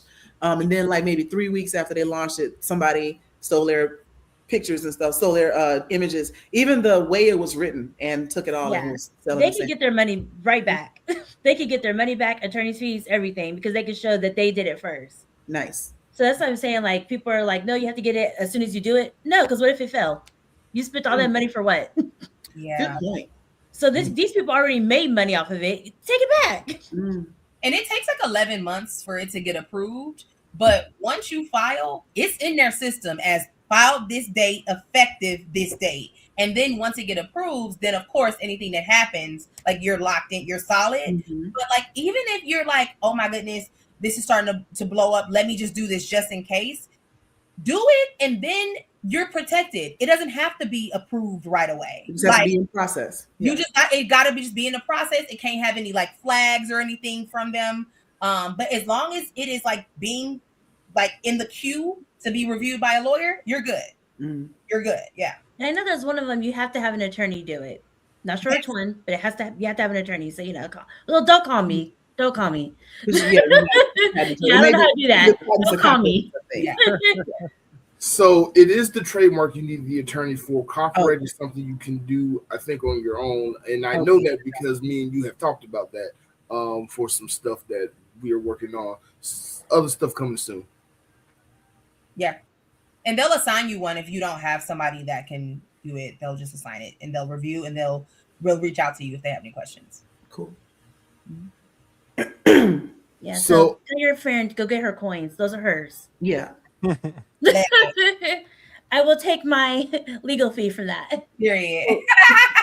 This question here, what is the cost to do what y'all do outside of the money part? Mental health.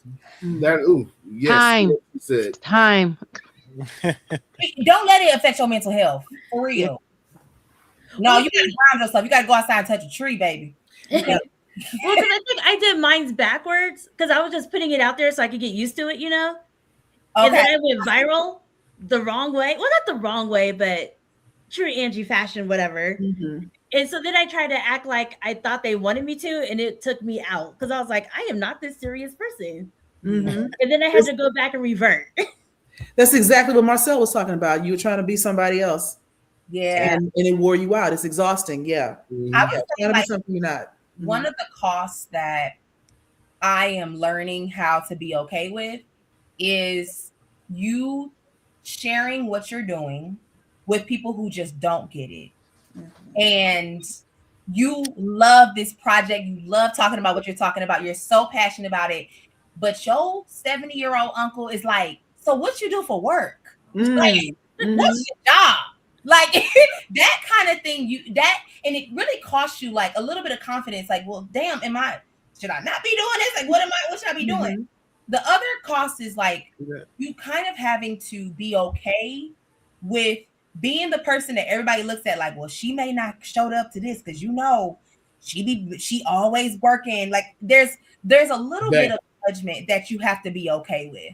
Mm-hmm. And I think obviously prioritize showing up to baby showers instead of filming on a Sunday. Like prioritize that kind of stuff, but be okay with being like, you know what, I can't go to Park on 14th for the third weekend in a row. I need to film, and be okay with whatever response comes from that. I'm in a sorority and not everybody in my chapter understands or respects what I do. And that's okay because I just opened up my Chase account and remind myself why, you know? So I think a little bit of like your confidence will be tried. People will try you because they don't understand it, and that's okay. And then that time, like Dana said, you will have to make some sacrifices of what am I going to attend and what am I going to just send flowers to. I'm good for throwing a piece of like champagne or flowers or whatever your way, baby, if I don't want to spend that coin or that time to go over there. So yeah, I think that's really it for me as far as like outside of monetary, like money, the cost. I want to add some stuff to that too. Friendships and relationships, it will cost you that. I've had a friend who we've been friends for years, for decades, and when I started doing the YouTube thing, they were supportive, whatever. But they were always trying to get in my videos, and I was fine with it for an extent. And then it started to be now they're controlling what videos I want to put out, or trying to control what videos I want to put out. Now they're dictating to me how I should run my channel. Now they're sharing my videos, but only the videos that have them in it, and getting mad that it's taking me too long to edit a video with them in it because they got X, Y, and Z that they want to do, and I had to go to this friend and be like, hey, you don't run this channel. I appreciate your help and support, but you don't run this channel. You don't edit a single one of my videos. You don't help shoot none of this stuff. And when you did help, you kind of ruined it all because of your own selfish inhibition. I had to cut the person off because you was using my brand that I'm building and putting my name through the mud. You're sending videos to people like it's 1980, cold texting people videos and stuff like that. And they're calling me up saying, hey, why is this person sending me this video that I already liked and commented and shared on? Why are they texting me and emailing me all this stuff? And I had to shut it down. And like, you can't take control of somebody else, stuff like that, just because they let you in a little bit. You was just there to help assist me for a con, and you took that and twisted it into you run this. I'm not doing it. First of all, I'm sorry that you lost your friend like that, because that means that person wasn't really your friend in the first place. If that's how they treated you, you should not have even had to cut them off, because they should have had a little bit more respect for you to keep that relationship going. And that part. So I'm so sorry that happened to you, and I hope that yeah. Better. And you do see what at the top.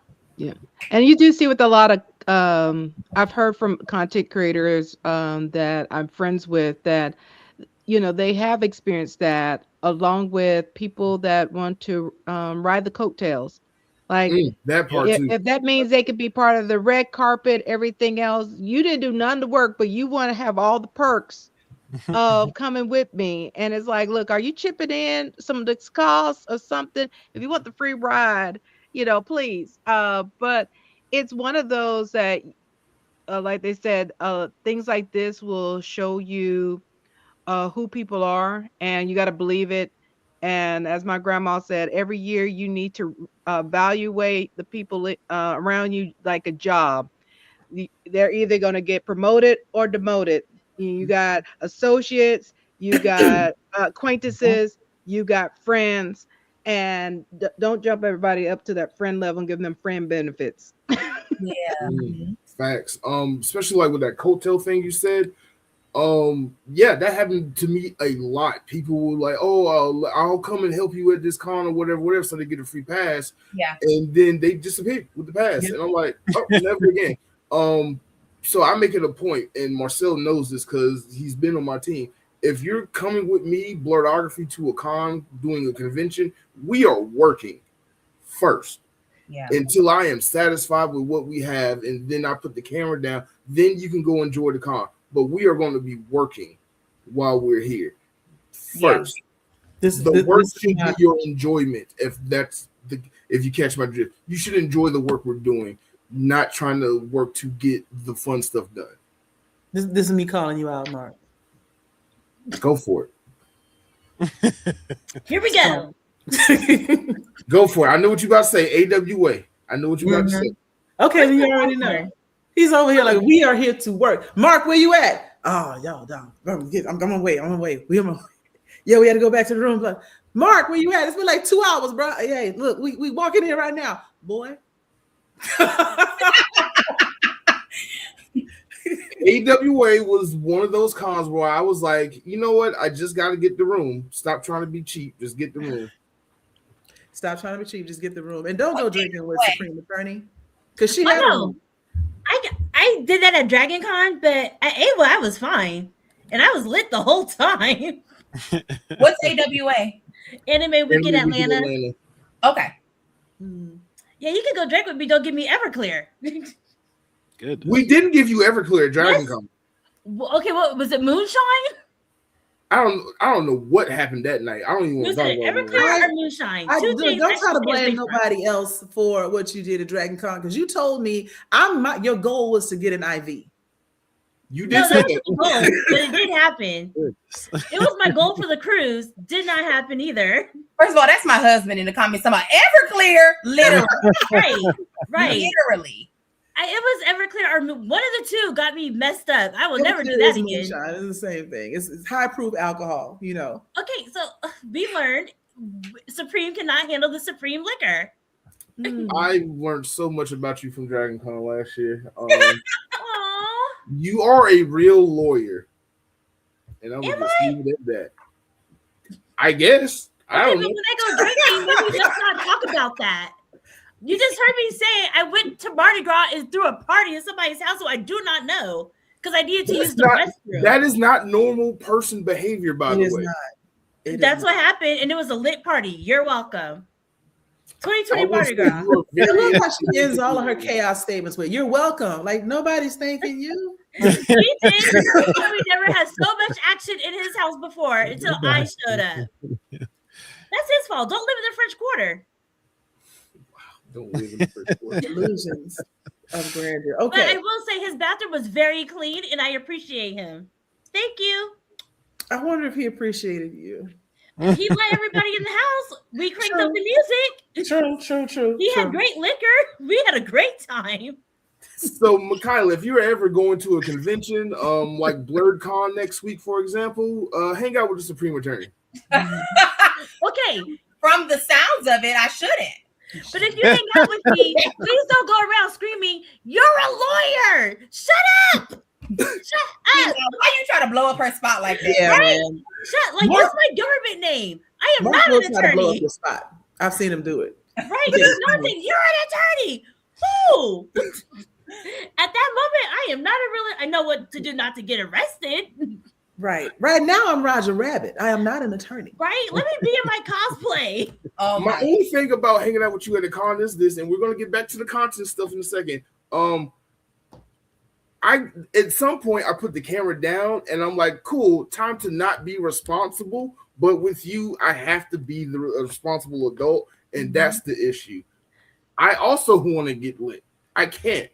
You can't get lit. I was fine at AWA. I was fine on the cruise. You need to know your adult, limits and I made it on the boat and know on your time. responsibilities. Don't listen to her. You need to know your limits and know your responsibilities. And do, because I made it on the cruise. I made it back I'm not to talking to you, embarking. little demon. I'm talking to Mark. Yeah, Marc, figure it out. Oh my God. You too can get lit. Just get you an IV. You'll be fine the next day.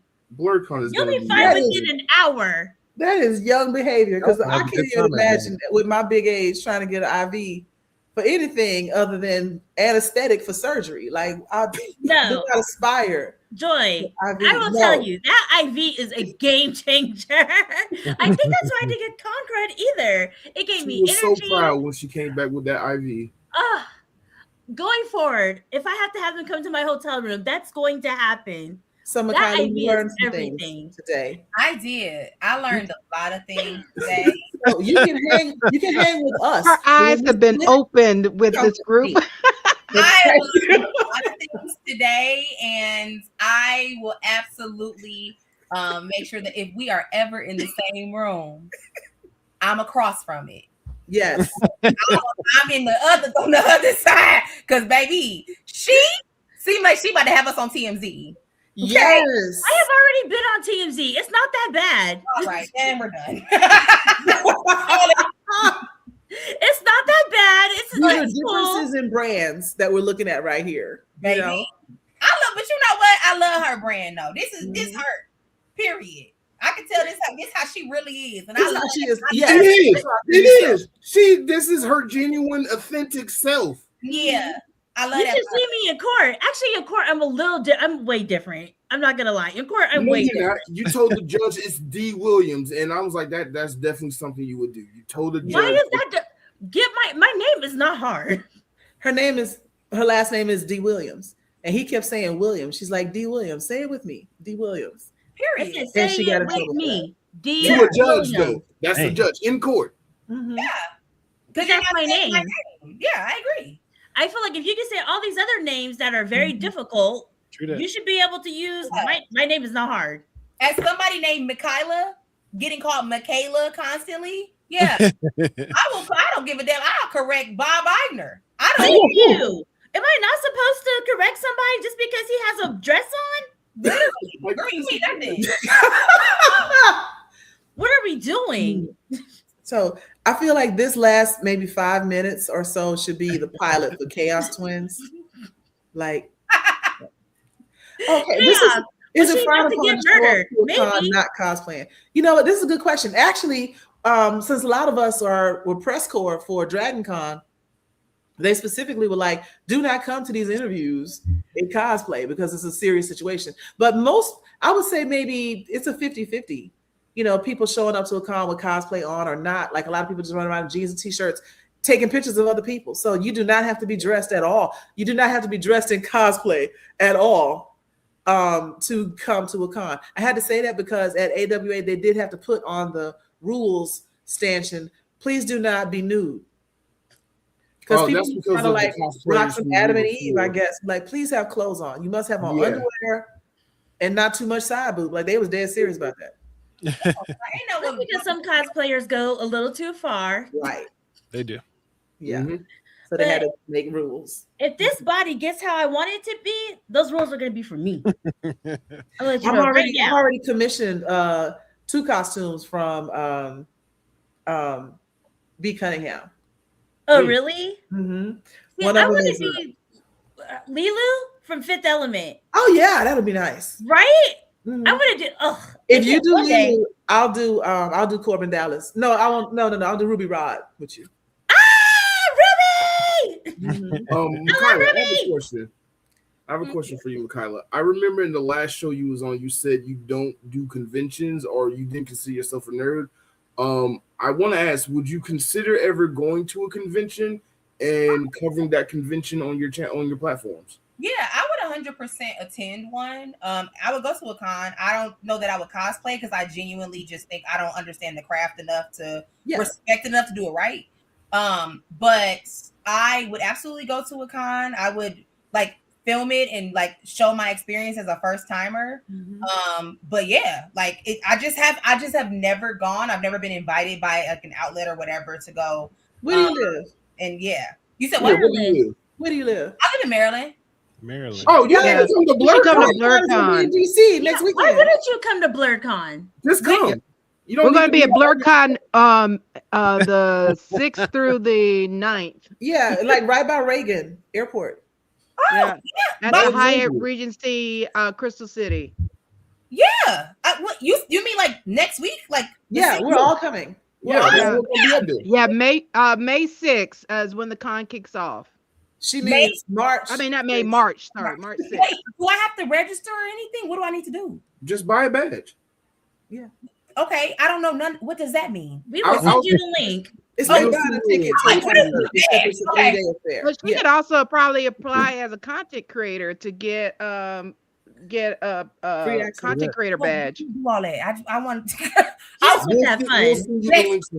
Yeah, but like I didn't know you was in Maryland, so you need to definitely come down to Chocolate City and hang out with us next weekend. Yes. Even if I come and just see y'all after, like send me the details. Send me I will not be drinking Everclear, so you're safe. You're not safe.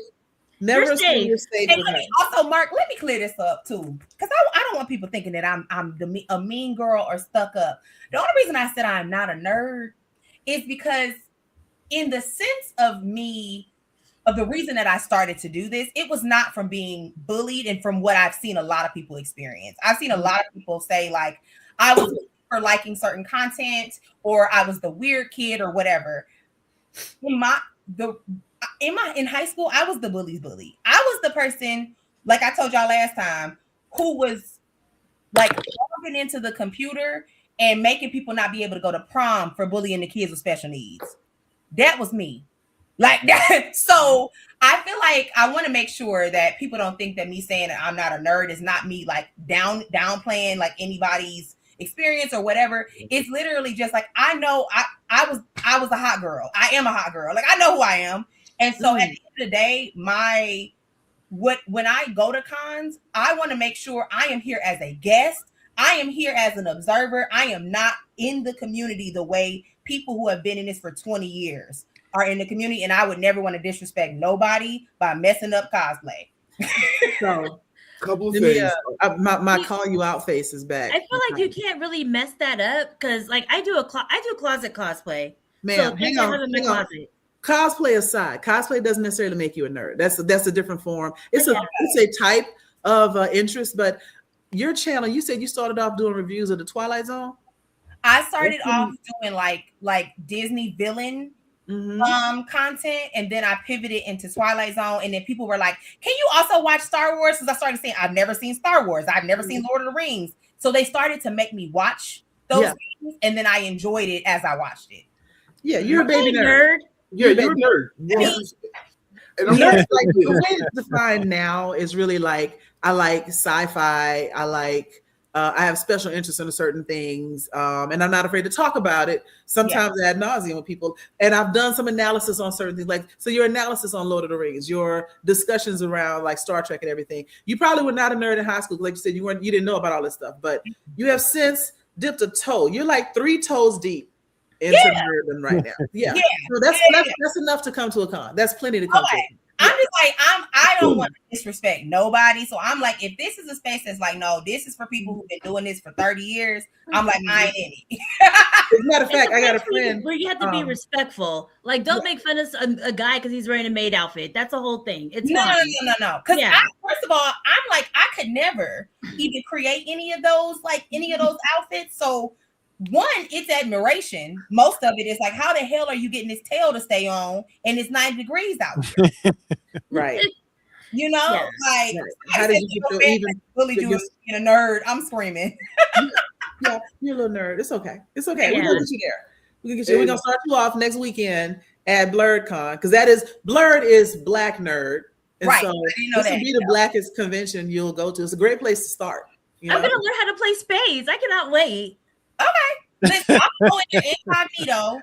I know I may not know a lot of people, so I'm gonna go in there incognito. I'm gonna say hi to y'all, and I'm going to do a video on it because my experience, I feel like it's gonna be funny. Yeah. Right. Hold on. Couple things. First of all, you are widely known on TikTok and YouTube. You're gonna go to Blerdcon and people are gonna stop you because they know who you are. Yeah, the same way we stopped Tony Weaver. Right. So people know who Make That Magic is. Trust me. So you're going to go there and you're just going to be a celebrity, essentially. Secondly, you are a nerd because of your passion. How you talk about the things that you are consuming, that passion, that makes you nerdy in my mind. Mm-hmm. Okay. I love it. Yeah. And then, I'm down to be whatever it is. But I just wanted to make sure I wasn't being disrespectful, honestly. I never considered you is not just showing up and talking about people is disrespectful. No, right. showing up and just asking questions, content, making fun of people at these cons, that's disrespectful. Right. Okay. Like, just making content because you're enjoying it or you're learning something, that's not disrespectful. And people love to be interviewed about their costumes. Like if you're recording, they love being interviewed about. Tell me how you made this. Like, how long did it take? Oh, they'll talk to you for 30 minutes. Okay, this is good. Good to know, Mark. I genuinely don't think that people will recognize me in person, and they will. You'll be surprised because I get recognized, and I'm like, oh my god, stranger danger. So you're gonna get recognized. But I'll let y'all know. But I definitely still want you to send me that information. So we're gonna send you all the information. And another thing, Blerdcon is gonna turn you out. Why would you say it like that? You know what? If you know your word choices, Mark. Your word choices are horrible. Right. When you hear somebody say, I'm gonna turn you out, I go straight to, you know what? Okay. Yeah, look, where we all did. Blerdcon is gonna make you want to do it again. Yeah. Okay. Yeah. It's a gateway drug. It is a gateway. That's I'm glad you say that. Blerdcon. Yeah. Yeah, because Blerdcon, I've been attending since year 1. Last year was my only exception because I had a work event that kept me from attending last year, but I've attended every year. Now, this is a dumb question. Who's the organization that does Blerdcon? Hilton George. A guy. He's the founder, and then most of these conventions have a bunch of volunteers. So like with MomoCon that I work with, Dragon Con, it's all run by volunteers. Okay. Everybody's doing this out of the passion of their hearts. I love And it. the cost for the tickets and stuff goes to pay for all the guests and celebrities that they get to show up. Okay, so I just need to look at what you call them, badges. It's not tickets, it's badges. Yeah, badges. Yeah. And they have like events, concerts, panels. There's gonna be a Hoochie Daddy contest that I'm gonna cover. And probably be in. I haven't decided yet. There's you already gave your word that you were gonna be in it. So I don't know why you're going back and forth with it. We'll talk about that after the show. Is this where the theme is Freak Nick? Geek Nick, yes. Geek Nick, yes. Geek Nick. I have heard about this. Okay. Now we're putting things together. Okay. All right. Send me the details, Mark. Come through. We're gonna do that. We're gonna do that. But before we continue, I do want to ask everybody. We've talked a lot about L's. I just want to ask everybody, what was the biggest lesson that you have learned while being a content creator? Something that you wish you knew day one that you now know because you had to experience it for yourself. Mm-hmm. Oh, don't change who you are, because that mental health will, it will wear you out. Mm-hmm. Just be yourself, but like Mikyla said, don't. It's Mikyla. Mikyla said, don't do. That's why I paused. I was like, I'm pretty sure it's wrong. And I was like, no, but be yourself. Don't put too much of yourself out there, because people are going to comment and you can't control what they say. And even if you read it, don't take it to heart. They don't know you. They're watching you. They're your fan. Mm-hmm. One of my favorite things to do is when somebody wants to come on my comments, even though I'm not monetized or anything, but they'll come into my comments on Threads or Instagram or whatever, talking noise. I'm gonna click this profile. You have 27 followers, ma'am. I am not going to help you gain more. So mind your business over here in the corner. Hide. That's one of the things I like about Threads. I'm going to hide this for me and everybody else. Ain't nobody going to see a little nonsense. Yep. Mm-mm. And for me, hide is better than block, because block, they feel like I won because she blocked me. Hide, they just wondering why ain't nobody responding to you. Because I hear you. Like leaving you on red. Yeah, that's it. I would say one of the things, even though, again, I'm an interloper here because I'm not necessarily a content creator, but one of the things that I learned about trying to promote your business that I learned early on is you got to decide if you're going to put 2 feet in or not. Like, yes, if you try to halfway it won't be anything. They won't even be halfway. It'll be nothing. You have to give it your all if that's what you really want to do. So like when I left corporate in 2018, I moved back to Atlanta and started this business with a friend of mine. And the first couple of things I did, I worked for almost nothing. And y'all done with this fruit tray? Let me get this fruit tray and these sandwiches that y'all leave in here, because I need it. And I have 3 days worth of food. I was very much working for food, buy me dinner. I've gone better since then, but there were days where I very much felt like this ain't it. I'm gonna be poor. I'm gonna lose my condo. I need to go back to corporate. And to your point, don't give up.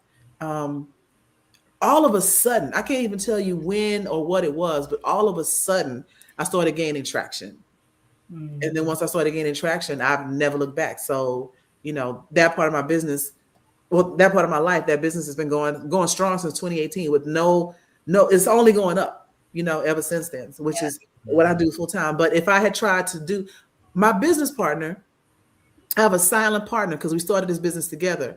She got kids who are in college. So I get it. She went back into corporate because she couldn't hang long enough to see the returns. And every now and then she'll get like a 1099 from me at her, because we use her address for the business. And she's like, I just got a 1099. You made how much doing this? I was like, yeah, girl, I'm chilling.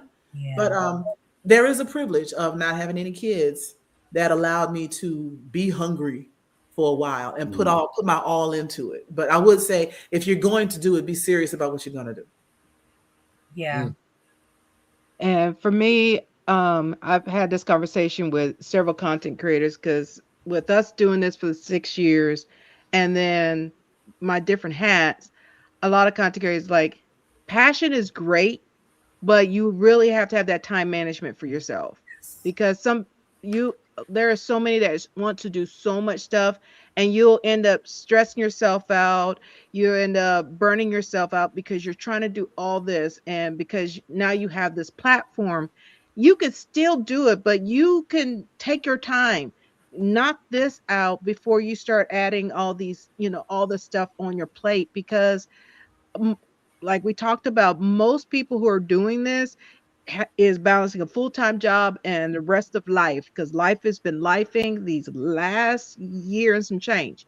Um, so it's one of those, definitely figure out what you're trying to do. You could always branch out, but what are you trying to do? Do that first, build yourself from there, and then branch out.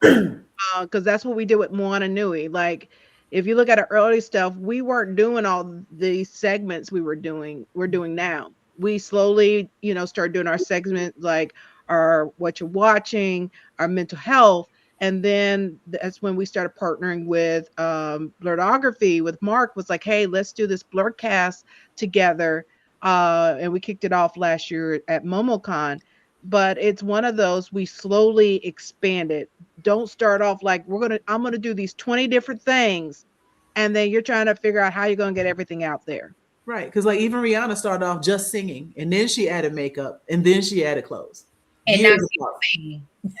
And now he said now she's a singer. Now she don't sing. She's the Mary Kay lady. No. She niched down. I know that's right. She sings when necessary. She ain't gonna release an album though, or a concert. She did a song for the Smurfs, right? She was on the soundtrack for the Smurfs, and she was like, and that's all you're getting. And that's it. Exactly. Go watch this movie that I made for my kids. Mm-hmm. For me, I have to say if I could go back and start over again, I would be 100% more confident in the idea of what I had initially when I started my channel. Even though I started doing reviews and things, I always wanted to interview people, and I did start interviewing people, practicing that skill. But I just didn't have and I had bits and pieces of a concept of an idea, but I didn't know how to put it all together. If I had just been confident and stuck with my guns, stopped trying to do what everybody else is telling me that I should be doing for my channel, and just focus on the things I wanted to do and the content I wanted to make, I would have been monetized a lot longer, had the brand build a lot longer than I did. The audience, I would have been a lot further off now 5 years in than if I did all the pivoting I was doing or trying to listen to everybody thinking, oh, well, they got to know what they're doing because they have a monetized channel when they're also just figuring it out too. Belief in yourself is real. And that was my biggest struggle, was just even now, like on my regular 9-to-5 job, that belief in yourself that you can do it is big. Mm-hmm. Yeah. I think one of my lessons was listening to that, your conscience and your voice, your ancestors, God, whoever you believe in, because some of my biggest hits have been from me laying in my bed and hearing, hey, you should break down the Nutcracker because a lot of people ain't never seen it before. And you have. And I was like, that's dumb. And then I was like, you know what? It kind of eats though. I broke down the Nutcracker in 9 minutes, 2 million views, sponsorship from Washington Ballet. Wow. So, I'm like, okay, so you really got to listen to those voices. And obviously, if you have other voices in your head, then you need to go seek a professional. You need to go seek professional help. But if we're talking about literally putting your feet on the ground and leaning into what you're like, this is what I love to do, and those ideas start coming in there, that's for a reason. Yes. So I feel like now even more, I'll tell my husband, I just got a video idea and I just have to write it down. I got to put it in my content calendar and, and move on. And I'm telling you, it's so weird. Every single time I'm like, that don't make no sense though. It is a hit. Mm-hmm. It is literally, it is a hit. And so I think believing in your content and believing in those weird, visions and things that you get just as an inkling, and actually executing them correctly, you know, with high quality, good storytelling, that is going to be what really makes you and breaks you as a creator, because that is the creator and your ancestors essentially saying, hey baby, this is what you're supposed to be doing. So the more tapped in you are to yourself and you are, I feel like that is going to help you with your career. And that's what I wish I had learned in like 2023 that I didn't really learn into 25.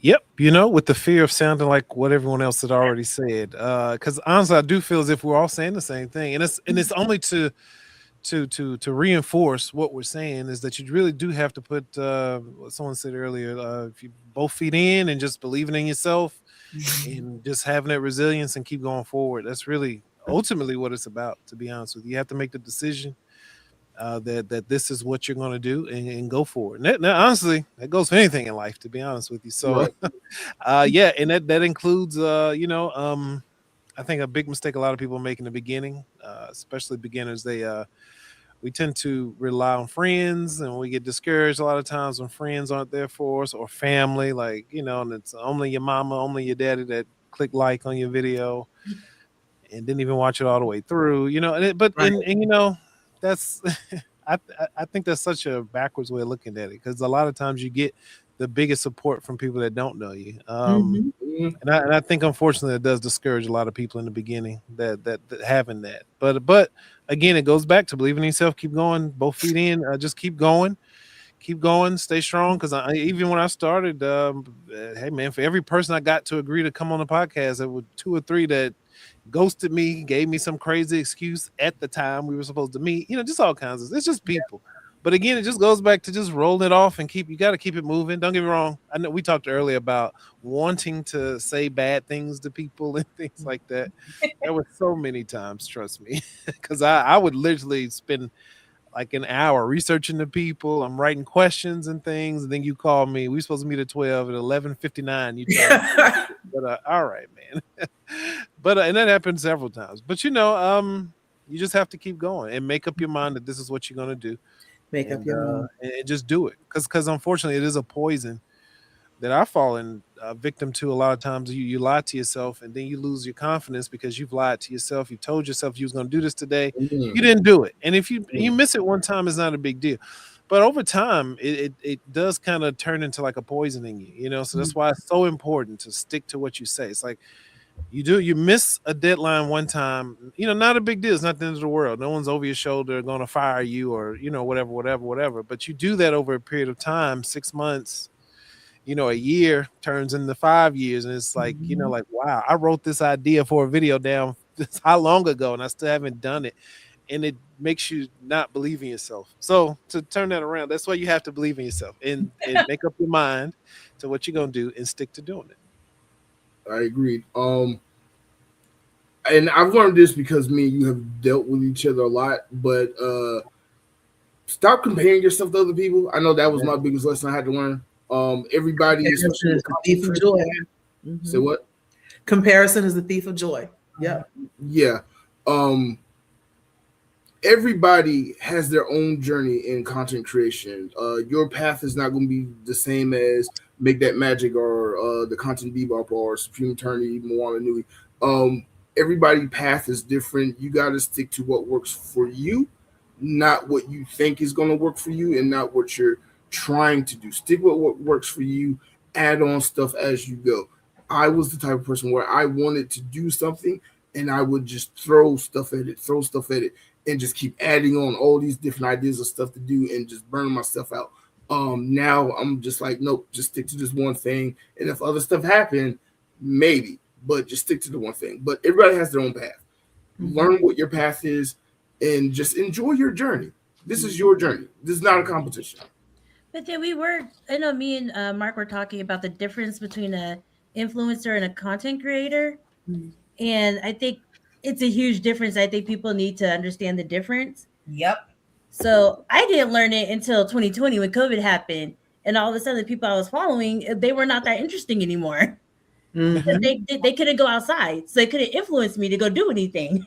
But then the other people who are actual content creators, I was like engaged. I was entertained. And I was like, Yeah. oh, so that's the difference. And now I'm seeing them like in movies and TV shows and commercials. Because Right. they actually have something that they actually have some type of talent that they leaned into, and now they're actually doing it on a bigger scale. Mm-hmm. And that, so don't compare yourself to an influencer. They're not real. Right. The Get Ready With Me crew. Nah. Right. Oh my God, yeah. We influence things, but we're not saying like go out and do this. More like if your experience or you're covering something or whatever. And you know, sometimes it's literally you telling the story, Mm-hmm. and that can make people want to like look into something or you know whatever. But I think what I've seen, the thing that I've seen with content creators the most that I would advise against is people thinking, now that you have the 500,000 plus followers, now that you have the brand deals, oh, now you don't do the small podcast anymore. Oh, now I'm going to charge you $2,500 to sit on your you know computer to talk. Mm-hmm. You know, like to me, now we got a problem because what are you actually in this community for then? If everything that you do, you charging for, or now you too big. Mm-hmm. You know, with people, I think that's bullcrap. And RuPaul said, you are never too big for small things because small things are blessings for other people. Right? Bless other people, you get blessed in return. And I never forgot that. I was like, oh, so people, that's what people do. They just straight up stop being a part of the community because they get money. Mm-hmm. Yeah.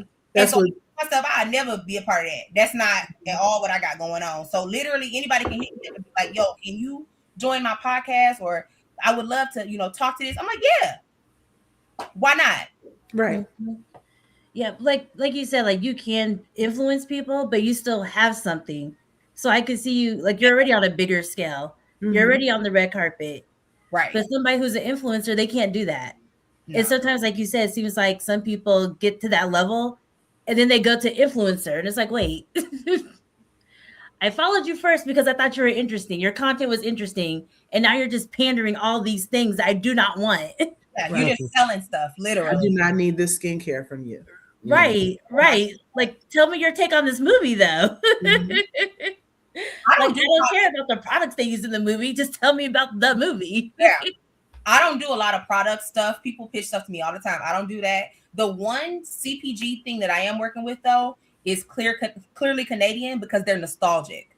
Like, I remember drinking Clearly Canadian. And so when they reached out to me, it was like, yo, we love your page. We're trying to come back. I'm like, oh, this eats. Because I already used to use y'all. Right. And, you know, now I'm just an ambassador for them in a certain sense. But, you know, you do gotta be picky. All money ain't good money. All money ain't good money. Yes. Oh my God. Yes. That's why I stopped following the Kardashians a long time ago because they were taking every single thing, and I was just like, y'all don't use a Fat Farm prepaid card. Are you serious? Right.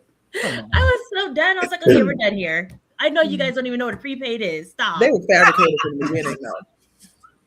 Yeah, then I was just like, okay, I am annoyed. So anything that they sell, I'm like, nope, that's a no. Don't do it. Yeah. Yeah. That's a no. Because I know you guys will do anything, whoever the highest bidder is. I'm good. Perfect. Unfortunately, we are out of time. It's been 2 hours. Before we go, everybody, what do you have? We all got BlerdCon coming up. Let me just strike that. Tell everybody where they can find you on the internet. We'll start with you, Dana. All right. You can find me for Danique events, as you can see on my little thing here. Also, Moana Nui podcast on all social media platforms. Danique cosplay, as you see in the thing. You'll see my cosplay journey as I'm navigating that when I feel like it. And then, of course, I have the Bop that I mentioned earlier with Karen Ashley. Right now, we're on a little hiatus because they've gotten busy. So new stuff coming soon when they're ready. But you can find us on all on social media platforms for any of those, especially Moana Nui podcast. Make sure you like, follow and subscribe so you can know about all our upcoming episodes that are throughout the month and everything. So you can make sure you're not missing any of the content that we have coming out, especially our collaboration with Blerdography that we have on Mondays. Supreme Attorney? Okay. Yeah, right, Mr. Jeff? That's Exactly. That was good. Yeah. Sorry, I was reading the comment. Mhm. So I'm the Supreme Attorney. You can find me on TikTok, YouTube, and Instagram as Supreme Attorney. Yes, I am a real attorney. No, do not call me for free legal advice. I will not give it to you anymore. I priced out now. Thank you. Um, um, tomorrow I will be posting a video about immigration because I was having a big back moment today. So I had to think about it. Told my husband, he was like, you should do a video. So that's going to happen. Mhm. And then also I just came from an anime convention cruise. So I'll be posting about that too. Cool. I want to go next time. Oh my God, you should come. It'll be really fun. Absolutely. Because I have a lot of it. It's in my face. All right. I'm Joy Stevens. You can find me on TikTok under A Moment of Joy. I'm hardly ever over there though, but Threads and Instagram at Joyride08, and that's where I hang out. I'm also on almost all of the Moana Nui podcasts and the Blerdography Blerdkast. Usually somewhere adjacent or next to Marc, helping host some of his shows and everything. And I also have a political based podcast on Thursday nights called Steel Sharpen Steel on a different channel, which is also on YouTube. So you can find me just running my mouth most nights on the internet. And just find joy. You will get your joy. Exactly. You'll have a moment of joy. Yeah. So that's me, Joyride08. And we'll move over to Marcel. Marcel Williams, you can find me on Instagram here at Marcel Samuel Williams. And on YouTube, you can find me at The Content Bebop. All right. Oh. Mikyla. Hi guys. So again, my name is Mikyla. I go by Make That Magic on all 4 platforms except Instagram. I am the Make That Magic because somebody already got Make That Magic. I will be at BlerdCon next week apparently. So yes, we gonna figure that out. Figure out how that goes. No Everclear. Oh no, thank you. What else I got going on? I'll be in Sterling Fest doing a panel in August. Those tickets are up there in my link tree right now. And outside of that, I am still covering the Olympics with NBC. Still doing Paralympics next month. So you'll see a little bit of that on my page. And yeah, thank you so much for having me and for supporting. Yay. Yeah, no worries. I'm happy you're on. I'm happy all of you got all of you all came on the show. This was a really good, very interesting topic. We're going to run it back during the summer at some point, but join us next week. Next week we are doing definitely need to do a part 2. No, well, yeah, we'll do part 3. But next week we got a 2-for-1 deal. Monday we are doing women in nerdy spaces. Mikyla, if you want to join us for that one, you can. This is your open invitation. And Tuesday we will be doing the Atlanta Sci-Fi and Fantasy Expo show. We're just gonna have them on and have them talk about the con because that's coming up immediately after BlerdCon. So that's gonna be good. And obviously next week is BlerdCon. So we're gonna take a little break, but trust me, BlerdCon is gonna be lit, and maybe another teaser trailer of my up and coming documentary, but we'll see. But thank y'all so much for coming on. And oh my God, how did I forget the outro? Oh my God! All right, just end the show. We're just gonna end the show. Yeah.